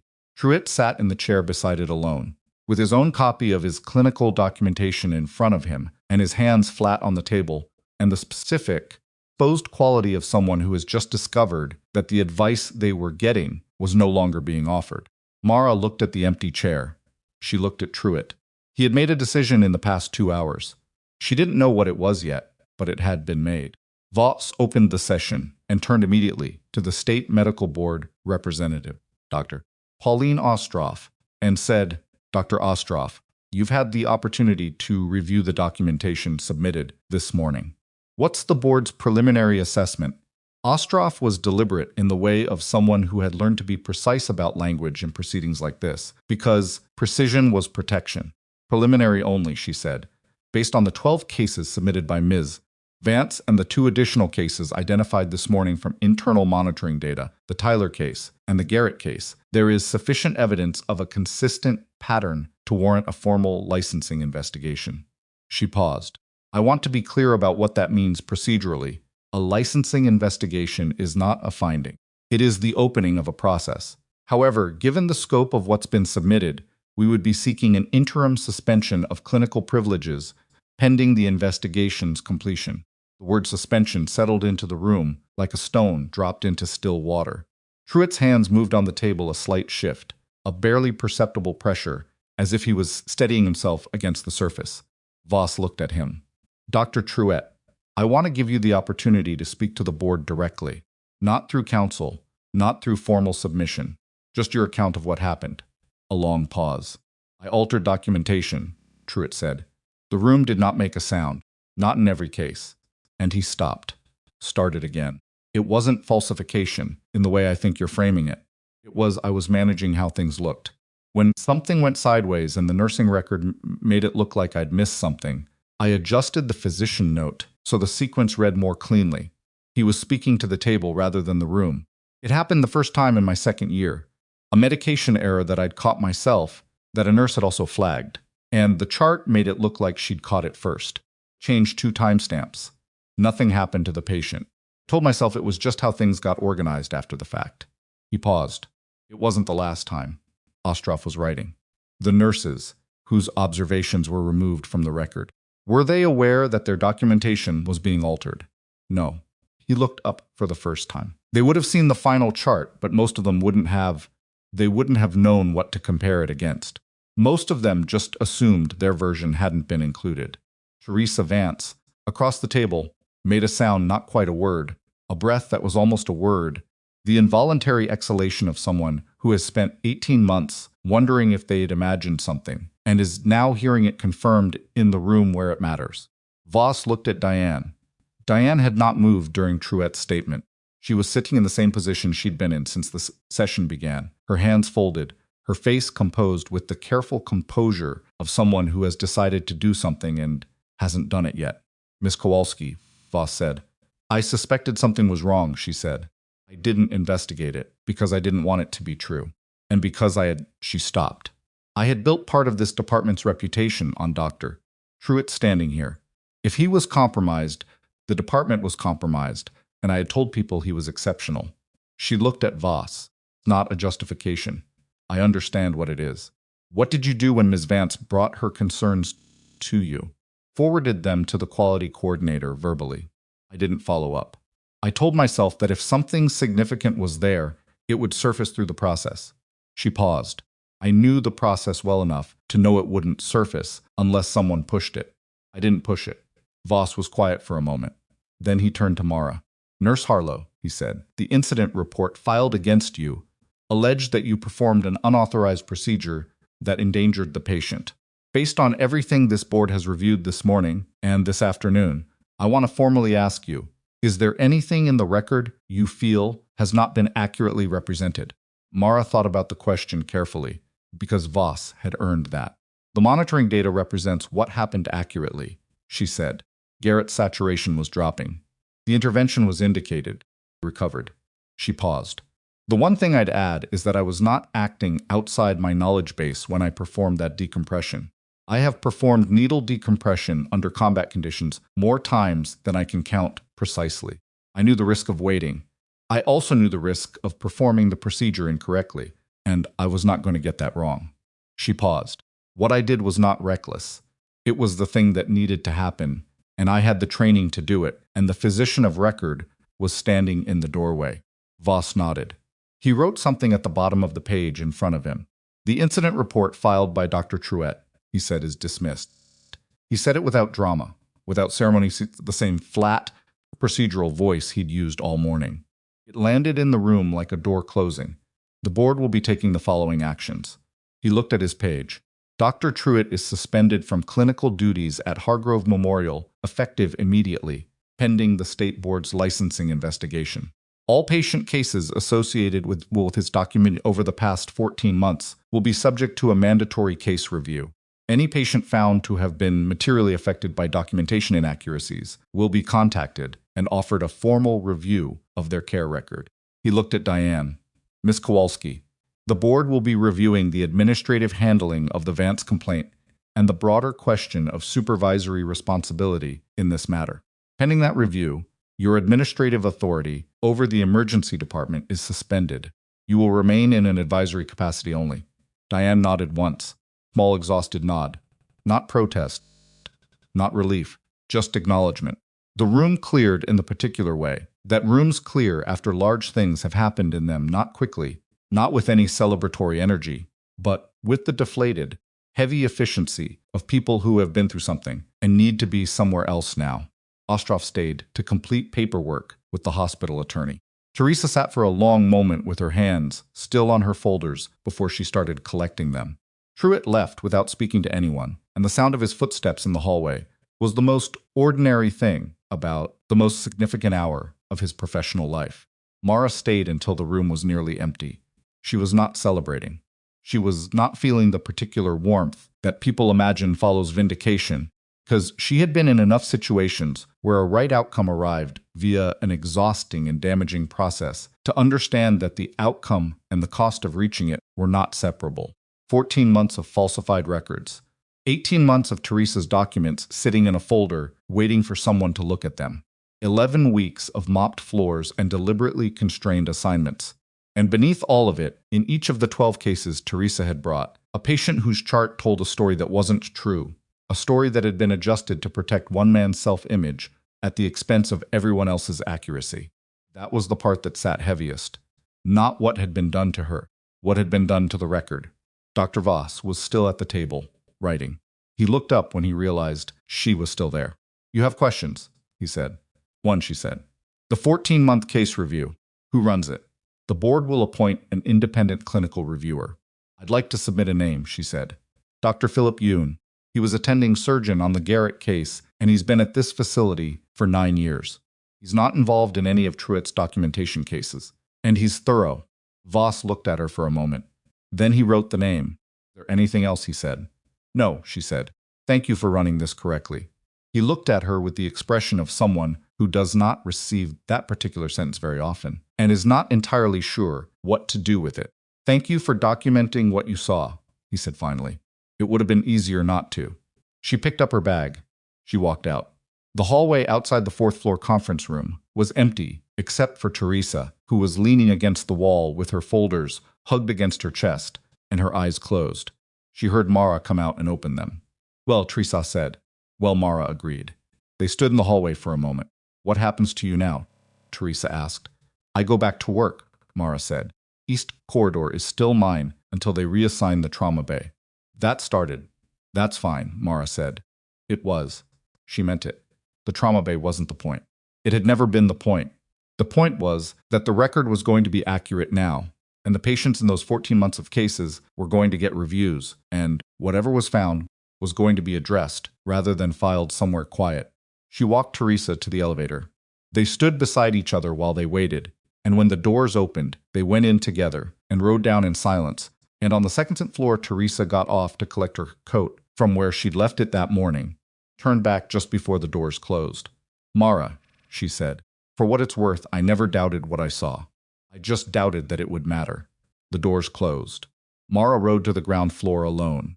The afternoon passed in the functional blur of a long day approaching its end. She finished the East Corridor rounds, completed her documentation, handed off to the evening charge, and was changing out of her scrubs at 6:15 when Sandra Fitch appeared in the locker room doorway. Sandra looked like someone at the end of a night shift that had extended into something it wasn't supposed to be. She had the used quality of a person who has been on their feet for too long doing too many things, and she stood in the doorway with one hand on the frame in the way of someone who isn't sure whether they've been invited in. Mara looked at her. The IT report, Mara said. I pulled it at 6 this morning, Sandra said. I've known the system architecture since we upgraded 3 years ago. I should have pulled it 18 months ago when Teresa came to me.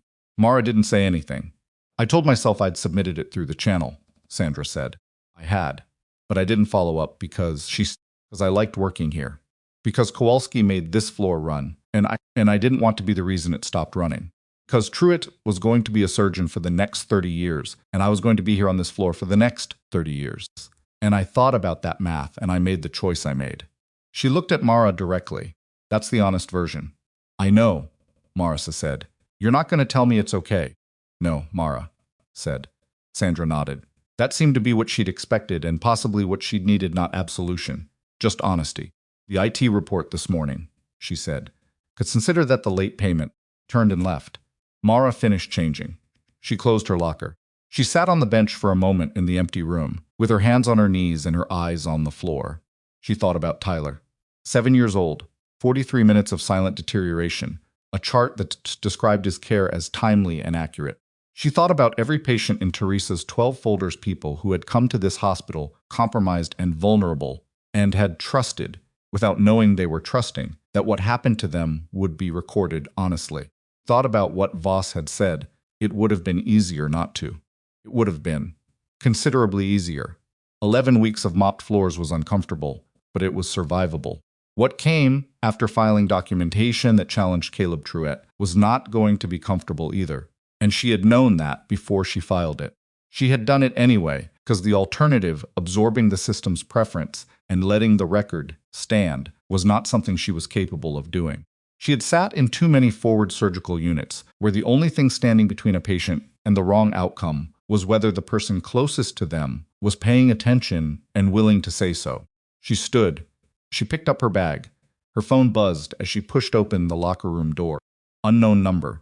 Fort called her prefix, but different than Webb's. She answered. Nurse Harlow. A voice she didn't recognize measured.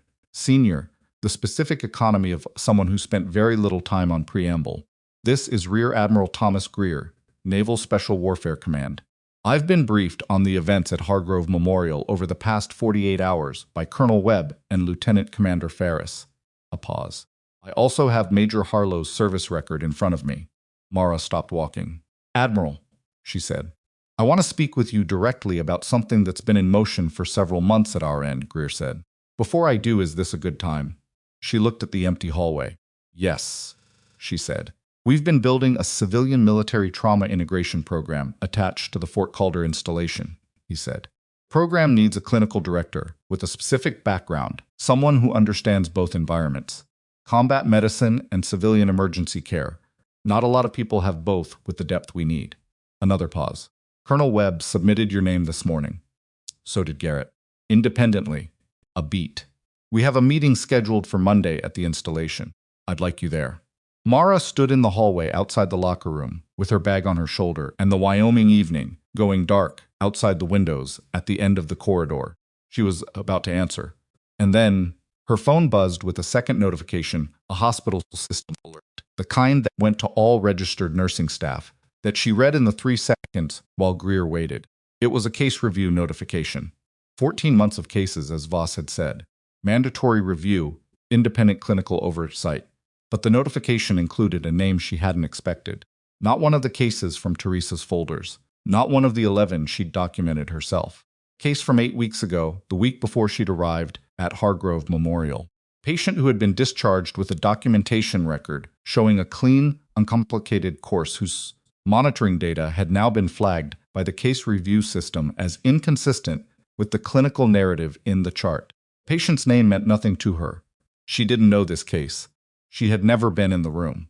But the case number indicated a patient from a very specific unit, the pediatric ward. Mara stared at the notification. Admiral, she said carefully. I'll be there Monday. But I need to make a call first. She called Voss. He picked up on the second ring, which told her he hadn't gone far. After the session, probably still in the building, probably still at the work of it. The case review notification that just went to nursing staff, she said. Pediatric ward case from 8 weeks ago. Who flagged it? A pause.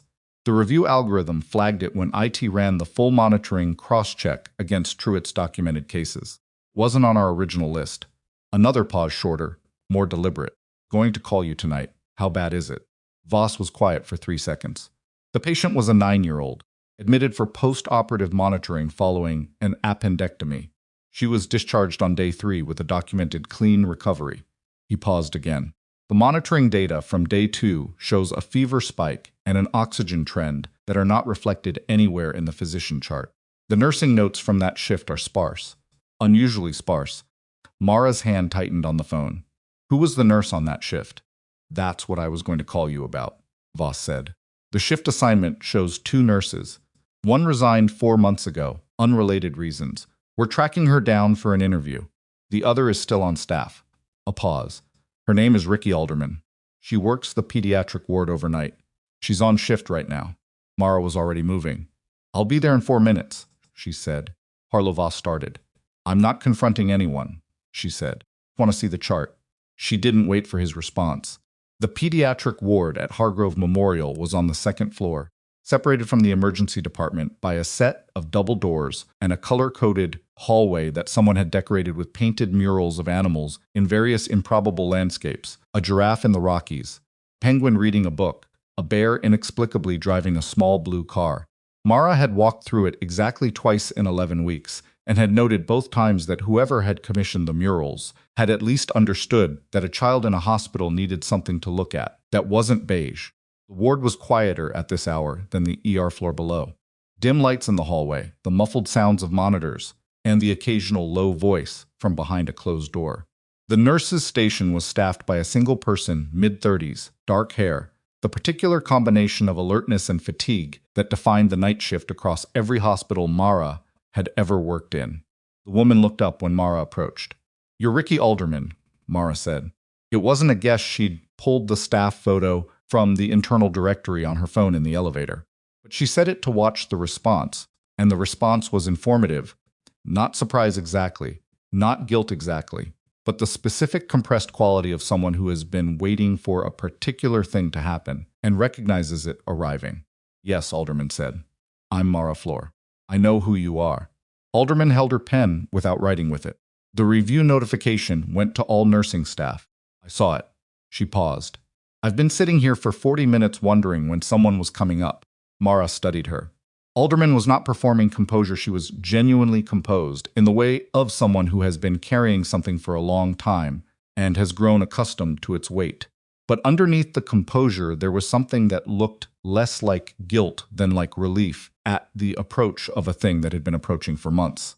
Tell me about the 9-year-old, Mara said, not aggressively, directly. Alderman set the pen down. Her name is Lily Marsh. She came in for a routine appendectomy, uncomplicated procedure, doctor. Yoon was primary. It went cleanly. She was supposed to be in for 2 nights of monitoring and go home. She paused.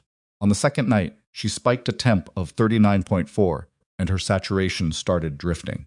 Not dramatically point by point, slow. I flagged it to Truett, because he was the resident on call for the ward that night. What did he say? He came up, looked at her, told me she was fine. Transient post-op fever, he said. Normal inflammatory response. He adjusted nothing. He documented nothing. She stopped. In the morning, her attending, not Truett, a different physician who was picking up the ward rotation, ordered blood work because she didn't look right to him. Cultures came back positive for a surgical site infection. She was put on IV antibiotics and stayed 2 more days.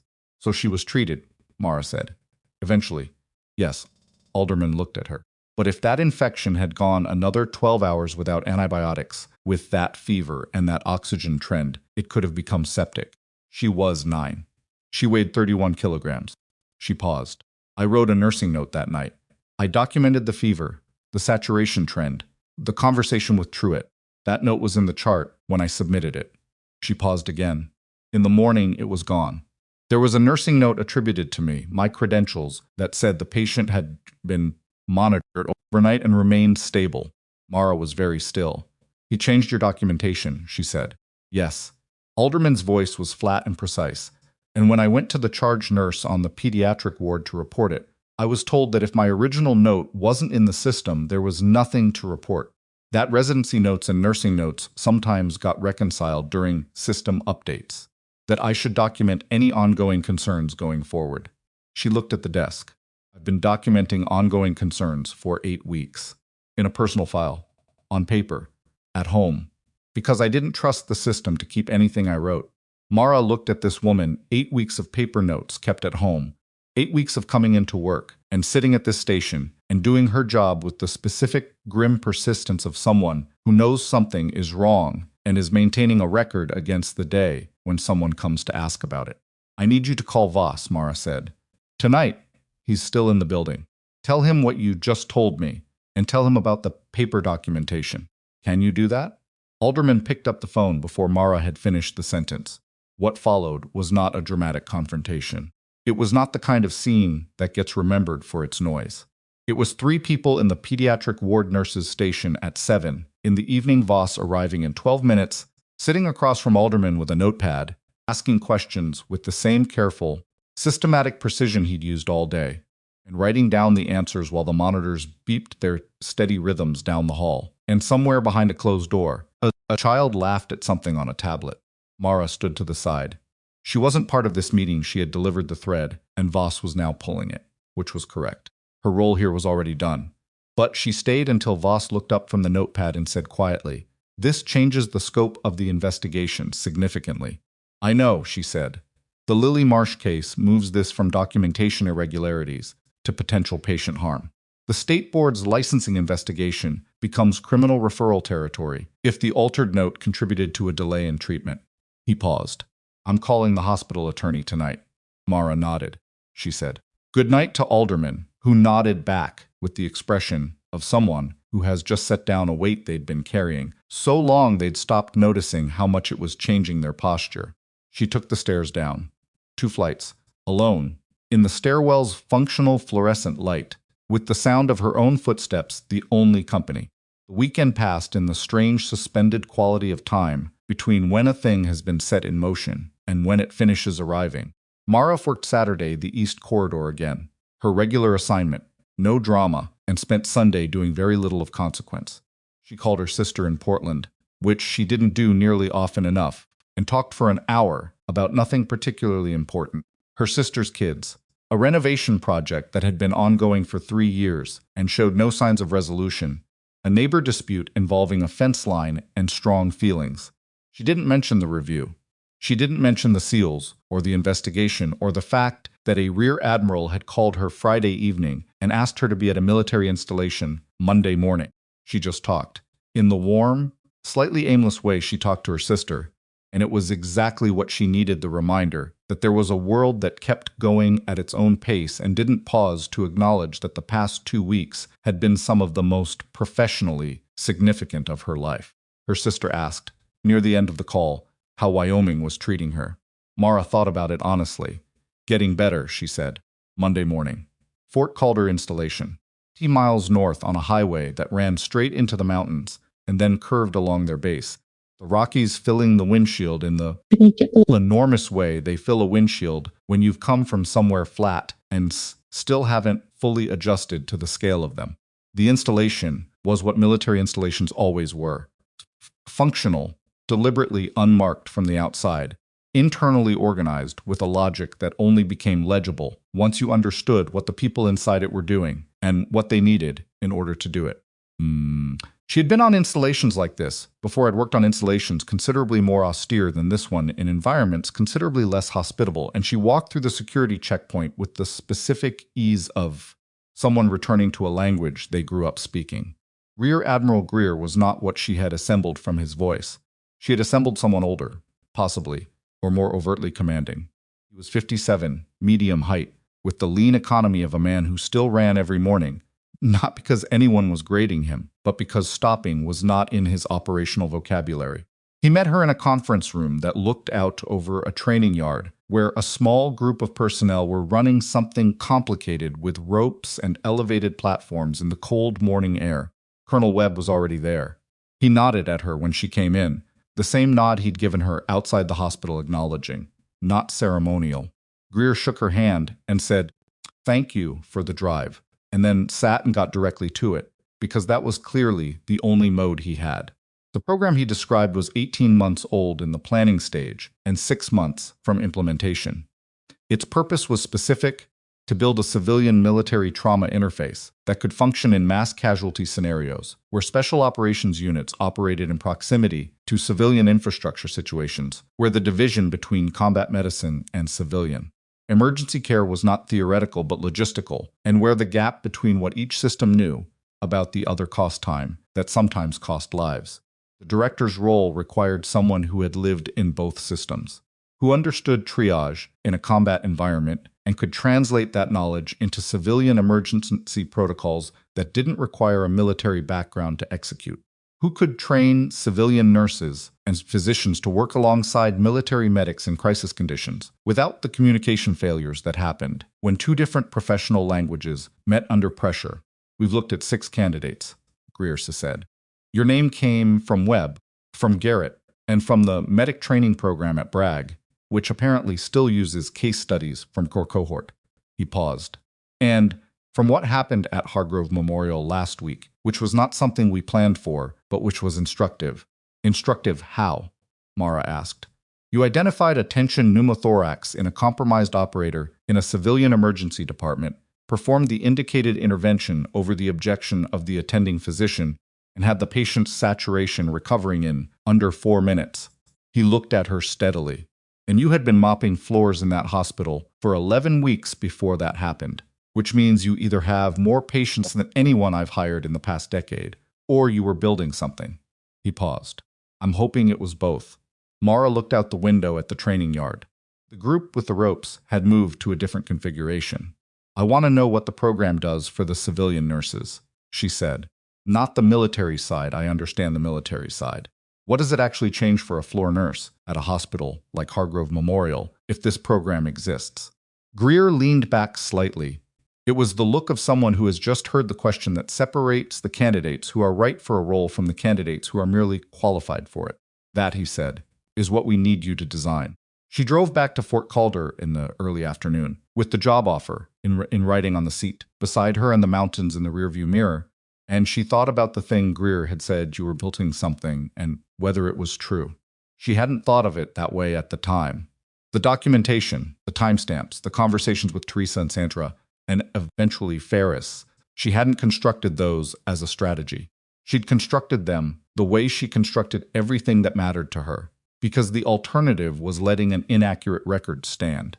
And she didn't know how to do that. It was not, if she was honest with herself, a particularly admirable quality, in the sense of being a choice she made consciously. It was simply what she was made of.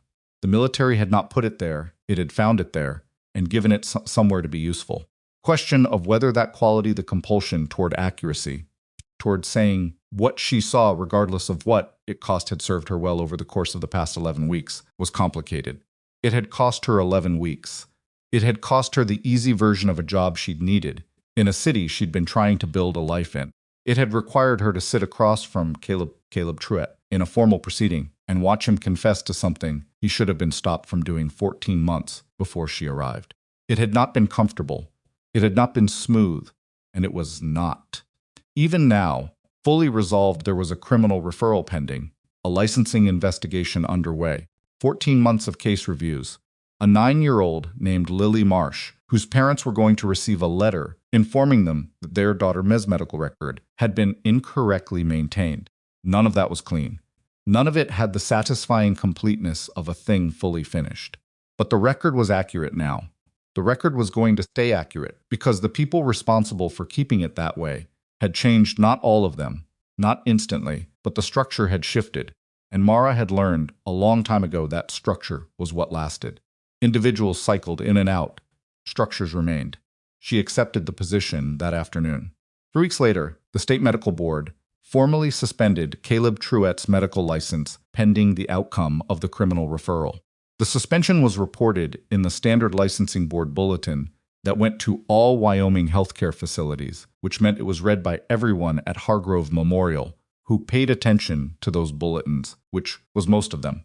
The referral itself concerned the Lily Marsh case specifically, the altered nursing note, and the delay in diagnosis it had obscured. Criminal question was whether the alteration had constituted reckless endangerment of a minor. Truett's private counsel, who had returned after the disastrous Friday review, was working the argument that the infection's eventual treatment precluded harm. The state's position was that precluding harm and not creating it were different things, and that a 9-year-old who had spent an unnecessary additional night with an unacknowledged surgical site infection because a resident had deleted the nursing note that would have triggered earlier intervention was a 9-year-old who had been harmed by the deletion. The legal process would take months, maybe longer.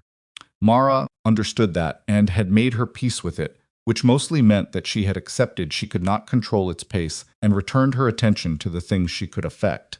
Diane Kowalski resigned formally in the 3rd week, submitting a letter to Dr. Voss that Mara never read but was told, by Voss himself in a brief conversation in the hospital lobby, was honest.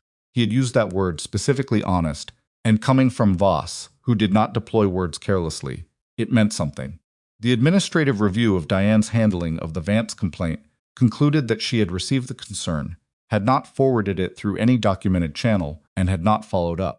The review stopped short of finding intentional suppression, which Mara thought was probably accurate. Diane had not suppressed it out of malice. She had suppressed it out of the more ordinary failure of someone who looked at a problem and decided, in the absence of moral courage, that looking away was the same as it not being there. The review board implemented 3 changes to the hospital's nursing complaint procedure: mandatory written receipt of any clinical documentation concern, mandatory response within 14 days, and mandatory escalation to the CMO if the response was not satisfactory to the reporting nurse. Small changes, bureaucratic almost. The kind of changes that looked underwhelming until you understood that Teresa Vance's complaint had gone nowhere for 18 months because none of those 3 things had existed. Teresa drove back to her clinic the day the changes were announced. Did Mara a single line. Better late than never, I suppose. Mara had looked at that text for a long time before responding. She had settled on. It mattered that you kept the records. Teresa had sent back. It mattered that you gave them somewhere to go. Garrett was discharged from the Fort Calder Installation Medical Facility on a Thursday, cleared for limited duty, pending full healing of the chest wall. Mara heard about it from Webb, who mentions it in a program planning meeting as a passing remark, before moving on to a resource allocation question. She noted it and set it aside. The following Monday, she was in her new office, a small, functional room in the installation's medical building that smelled like carpet adhesive and had a window that faced a parking lot, which she had already decided she could work with, reviewing the first draft of a civilian cross-training module when someone knocked on the open door. Garrett stood in the doorway. He was in civilian clothes, which made him look slightly different, broader, somehow, and more present in a way that uniforms paradoxically reduced. His color was good. He moved carefully, the chest wall healing, requiring a particular economy of motion that she recognized from patients she'd managed post-pneumothorax, but he moved under his own certainty, which had clearly never been in question. "You're here," he said. "Apparently," she said. "How's the breathing?" "Full range." "Mostly." He sat down in the chair across from her desk without being invited, which was exactly what she would have expected. "Cleared for limited in 3 weeks. Full duty in 6. "Good." She looked at him. "You need something?" Came to say it in person. He looked at her steadily. "What you did in that emergency room, not just with me. The other thing. All of it. You don't have to." "I know I don't have to," he said. "I'm doing it anyway." He paused. "There are people who know what they're doing and are afraid to act, and there are people who act without knowing what they're doing. Every once in a while, there's someone who knows exactly what they're doing and acts anyway, regardless of what it costs. You're the third kind." He paused again. "That's worth saying out loud." Mara looked at the module draft on her desk for a moment. "How's the team?" she said. "Good. Everyone's accounted for." A brief pause. "They know about the hospital, about what happened after." He didn't elaborate. He didn't need to. "You're going to be working with us now." "With the program," she said. "Not directly with your unit." "Same building," he said. "Close enough." He stood. "Welcome to the installation, Major." She opened her mouth. He was already leaving. She let him have it.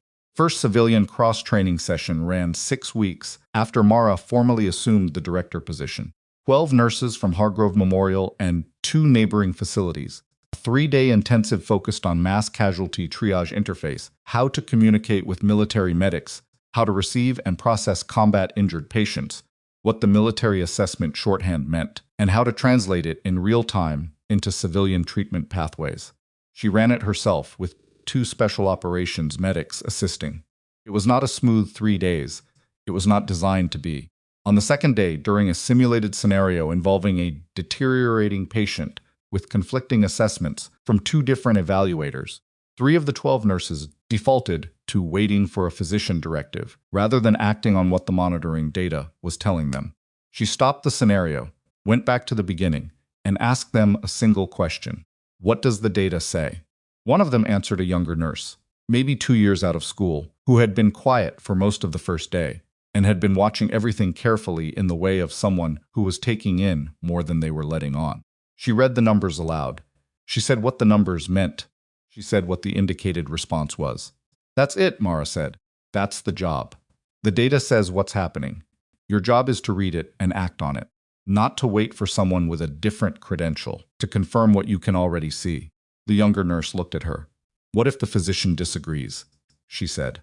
"Document what you observed," Mara said. "The time, the numbers, the conversation. Document it accurately and keep a copy." She paused. "And then make sure the right thing happens for the patient. You're not always going to win the argument in the room. The record will say what the record says." The room was quiet. "Is that what you did?" the younger nurse asked. Mara looked at her for a moment. "Yes," she said. "That's what I did." Dr. Philip Ewan was appointed to lead the 14-month case review, as Mara had suggested to Voss. He worked through the cases in order, with the same systematic efficiency he brought to the operating room, and sent Mara a brief message 6 weeks into the review that said only, 11 of 14 cases show documentation discrepancies. Patients being contacted. 2 cases require further investigation. You were right to push for this. She read it twice and then closed it, because it was not the kind of message that required a response so much as it required a quiet moment to understand what 11 families were going to learn about records they had thought they could trust. She sent him back. "Let me know if there's anything the program can do to support the patient outreach process." Already was going to ask. "Thank you." There was an evening in early December, 2 months after everything, when Mara was leaving the installation later than she'd meant to stay. having gotten caught up in a module revision that had expanded into something more substantial than she'd intended. Parking lot was empty except for her car and a security vehicle making its rounds, and the mountains were dark against a sky that had cleared after 3 days of snow to the particular cold, transparent, blue-black of a Wyoming winter night. She stood beside her car for a moment before getting in, thought about the hospital in April, when she'd arrived. The way the emergency department had looked on her first morning, busy, ordered, its rhythms already established and running without her. The way she'd watched it and decided to watch longer before she did anything. Because watching was how you learned what you were actually dealing with, rather than what you thought you were dealing with. She thought about the mop cart. She had pushed that cart through that hallway for 3 weeks and hated every minute of it with a kind of focused, productive hatred, the kind that does not leak out into behavior but accumulates into attention. She had paid attention to everything in those 3 weeks. Patients who were seen and the ones who were moved past. The documentation that matched what she observed and the documentation that didn't. The way power moved through that department. Who deferred to whom, who got listened to, who got managed. She had not come to Hargrove Memorial to expose Caleb Truett. She had come to work. But she had discovered, 3 weeks in, that working at that hospital meant navigating a system that had organized itself around protecting a man who was willing to alter records to protect his self-image, and that the patients in those records were not abstractions. They were the 7-year-old with the bicycle accident, the 9-year-old recovering from an appendectomy, the 8 soldiers who had walked in from an operation bleeding and trusted that the people in that building would see them clearly. She had seen them clearly. She had always been able to do that, to look at what was in front of her, without the filter of what she wanted it to be. It was not a comfortable quality. It had cost her more than once over the course of her life. But she had stopped, sometime in her 2nd year in Mosul, trying to decide whether it was a gift or a burden, because the distinction felt less important than the question of whether she was using it honestly. She had used it honestly. The record showed what the record showed. She got in the car and drove back toward Fort Calder, with the heater running and the mountains invisible in the dark on either side, and she thought not with triumph, not with sentiment, but with the plain, grounded satisfaction of someone who has completed a difficult thing and understands its actual dimensions, that this was the job. Not the title, not the office with the parking lot view. The job was reading what was true and saying so, and not stopping saying so, until someone listened, and then getting back to work. She had been doing it for 8 years in the Army. She was going to keep doing it here. The road ran straight ahead, lit by her headlights, and the night was clear and cold and completely indifferent to the past. And Mara Harlow drove toward the next thing with both hands on the wheel and her eyes on what was actually there. Because that was how it had always worked. Not the moment when someone finally looked up and saw who she was. Not the salutes. Not the job offer. Not Voss's careful nod. Not Garrett's deliberate words in her doorway. Those things had happened. They had mattered. But the real thing, the thing that had been true on the first morning, she'd pushed the mop cart, and the morning she'd sat across from a board that finally listened, and every morning in between, was that she had known what she was doing. She had always known. And she had kept doing it without requiring anyone's confirmation to continue. That was not a small thing. That was, in fact, the only thing that had ever actually protected the people in those rooms. Credentials on the wall, not the physician's signature, not the administrator's approval. The person close enough to see what was happening, who refused to look away. She drove back to Fort Calder in the early afternoon, with the job offer in writing on the seat, beside her and the mountains in the rearview mirror, and she thought about the thing Greer had said, you were building something, and whether it was true. She hadn't thought of it that way at the time. The documentation, the timestamps, the conversations with Teresa and Sandra, and eventually Ferris, she hadn't constructed those as a strategy. She'd constructed them the way she constructed everything that mattered to her, because the alternative was letting an inaccurate record stand. And she didn't know how to do that. It was not, if she was honest with herself, a particularly admirable quality, in the sense of being a choice she made consciously. It was simply what she was made of. The military had not put it there, it had found it there, and given it somewhere to be useful. Question of whether that quality, the compulsion toward accuracy, toward saying What she saw, regardless of what it cost, had served her well over the course of the past 11 weeks, was complicated. It had cost her 11 weeks. It had cost her the easy version of a job she'd needed, in a city she'd been trying to build a life in. It had required her to sit across from Caleb Truett in a formal proceeding and watch him confess to something he should have been stopped from doing 14 months before she arrived. It had not been comfortable. It had not been smooth. And it was not. Even now, fully resolved, there was a criminal referral pending, a licensing investigation underway, 14 months of case reviews, a 9-year-old named Lily Marsh, whose parents were going to receive a letter informing them that their daughter Ms. medical record had been incorrectly maintained. None of that was clean. None of it had the satisfying completeness of a thing fully finished. But the record was accurate now. The record was going to stay accurate because the people responsible for keeping it that way had changed, not all of them, not instantly, but the structure had shifted, and Mara had learned a long time ago that structure was what lasted. Individuals cycled in and out. Structures remained. She accepted the position that afternoon. 3 weeks later, the State Medical Board formally suspended Caleb Truett's medical license pending the outcome of the criminal referral. The suspension was reported in the Standard Licensing Board bulletin that went to all Wyoming healthcare facilities, which meant it was read by everyone at Hargrove Memorial who paid attention to those bulletins, which was most of them. The referral itself concerned the Lily Marsh case specifically, the altered nursing note, and the delay in diagnosis it had obscured. Criminal question was whether the alteration had constituted reckless endangerment of a minor. Truett's private counsel, who had returned after the disastrous Friday review, was working the argument that the infection's eventual treatment precluded harm.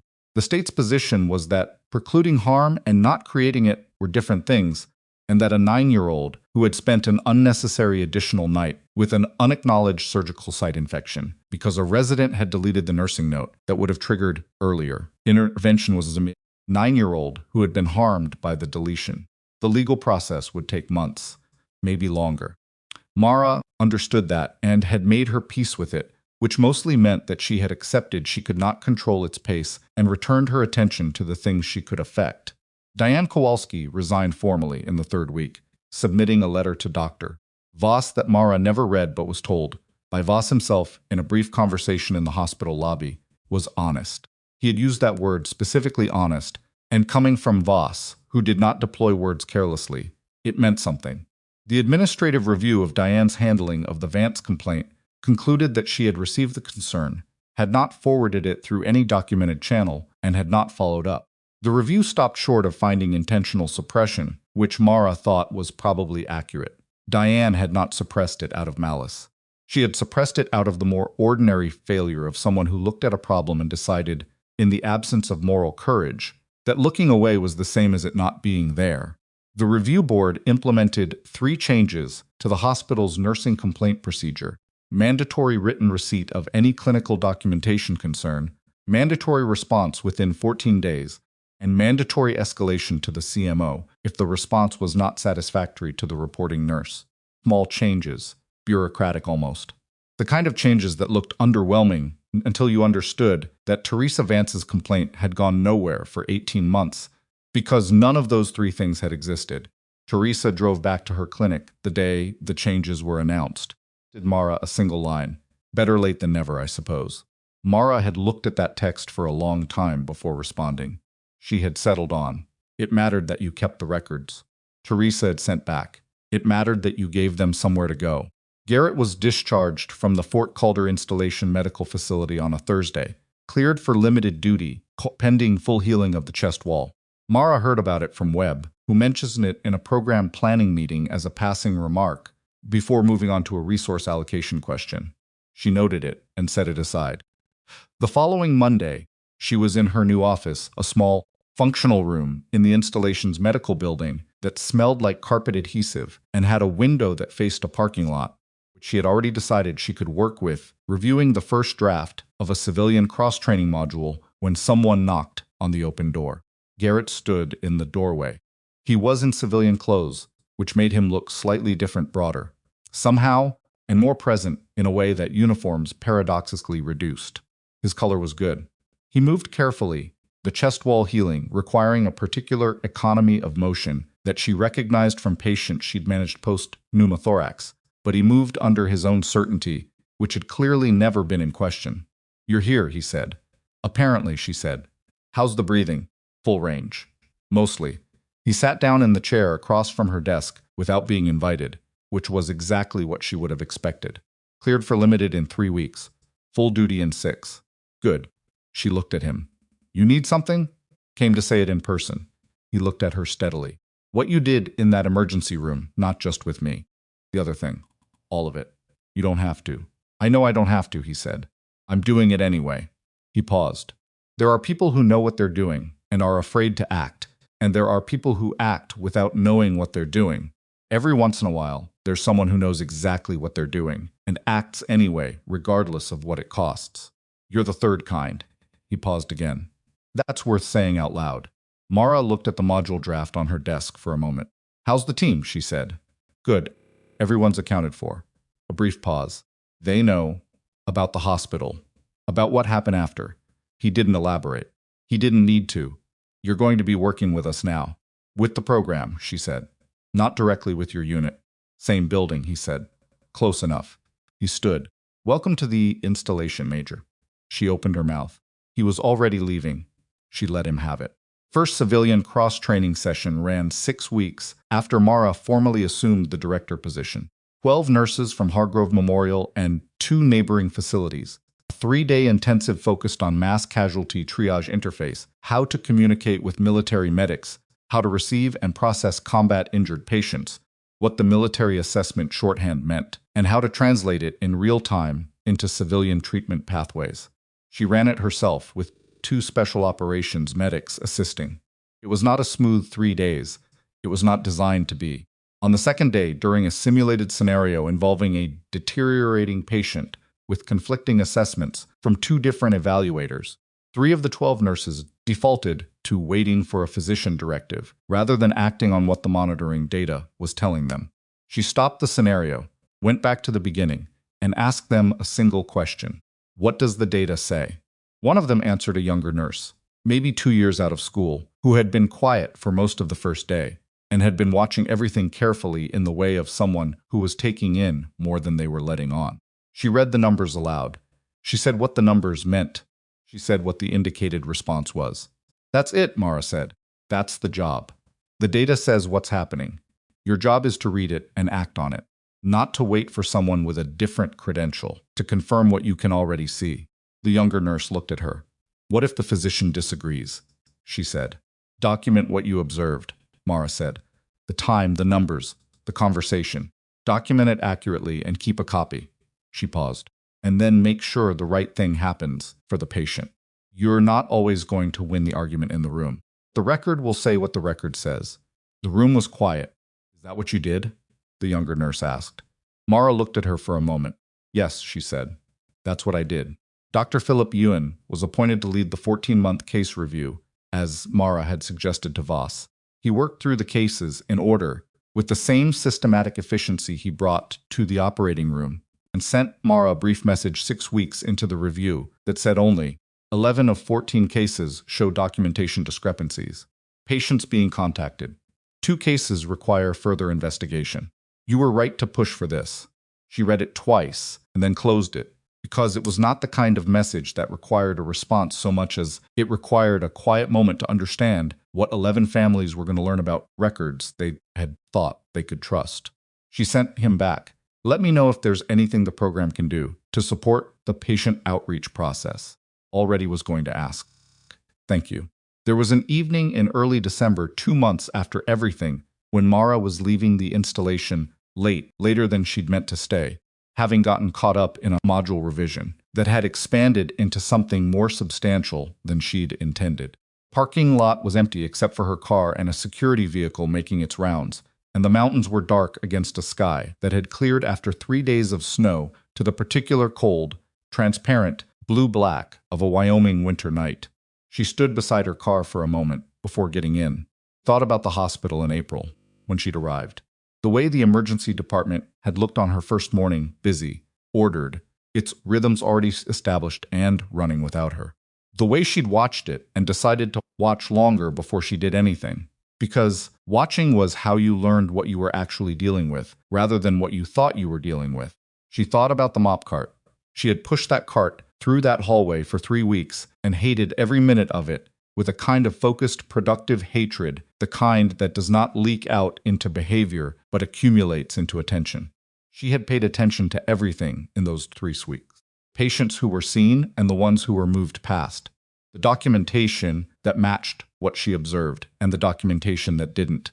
The way power moved through that department. Who deferred to whom, who got listened to, who got managed. She had not come to Hargrove Memorial to expose Caleb Truett. She had come to work. But she had discovered, 3 weeks in, that working at that hospital meant navigating a system that had organized itself around protecting a man who was willing to alter records to protect his self-image, and that the patients in those records were not abstractions. They were the 7-year-old with the bicycle accident, the 9-year-old recovering from an appendectomy, the 8 soldiers who had walked in from an operation bleeding and trusted that the people in that building would see them clearly. She had seen them clearly. She had always been able to do that, to look at what was in front of her, without the filter of what she wanted it to be. It was not a comfortable quality. It had cost her more than once over the course of her life. But she had stopped, sometime in her 2nd year in Mosul, trying to decide whether it was a gift or a burden, because the distinction felt less important than the question of whether she was using it honestly. She had used it honestly. The record showed what the record showed. She got in the car and drove back toward Fort Calder, with the heater running and the mountains invisible in the dark on either side, and she thought not with triumph, not with sentiment, but with the plain, grounded satisfaction of someone who has completed a difficult thing and understands its actual dimensions, that this was the job. Not the title, not the office with the parking lot view. The job was reading what was true and saying so, and not stopping saying so, until someone listened, and then getting back to work. She had been doing it for 8 years in the army. She was going to keep doing it here. The road ran straight ahead, lit by her headlights, and the night was clear and cold and completely indifferent to the past. And Mara Harlow drove toward the next thing with both hands on the wheel and her eyes on what was actually there. Because that was how it had always worked. Not the moment when someone finally looked up and saw who she was. Not the salutes. Not the job offer. Not Voss's careful nod. Not Garrett's deliberate words in her doorway. Those things had happened. They had mattered. But the real thing, the thing that had been true on the first morning, she'd pushed the mop cart, and the morning she'd sat across from a board that finally listened, and every morning in between, was that she had known what she was doing. She had always known. And she had kept doing it without requiring anyone's confirmation to continue. That was not a small thing. That was, in fact, the only thing that had ever actually protected the people in those rooms.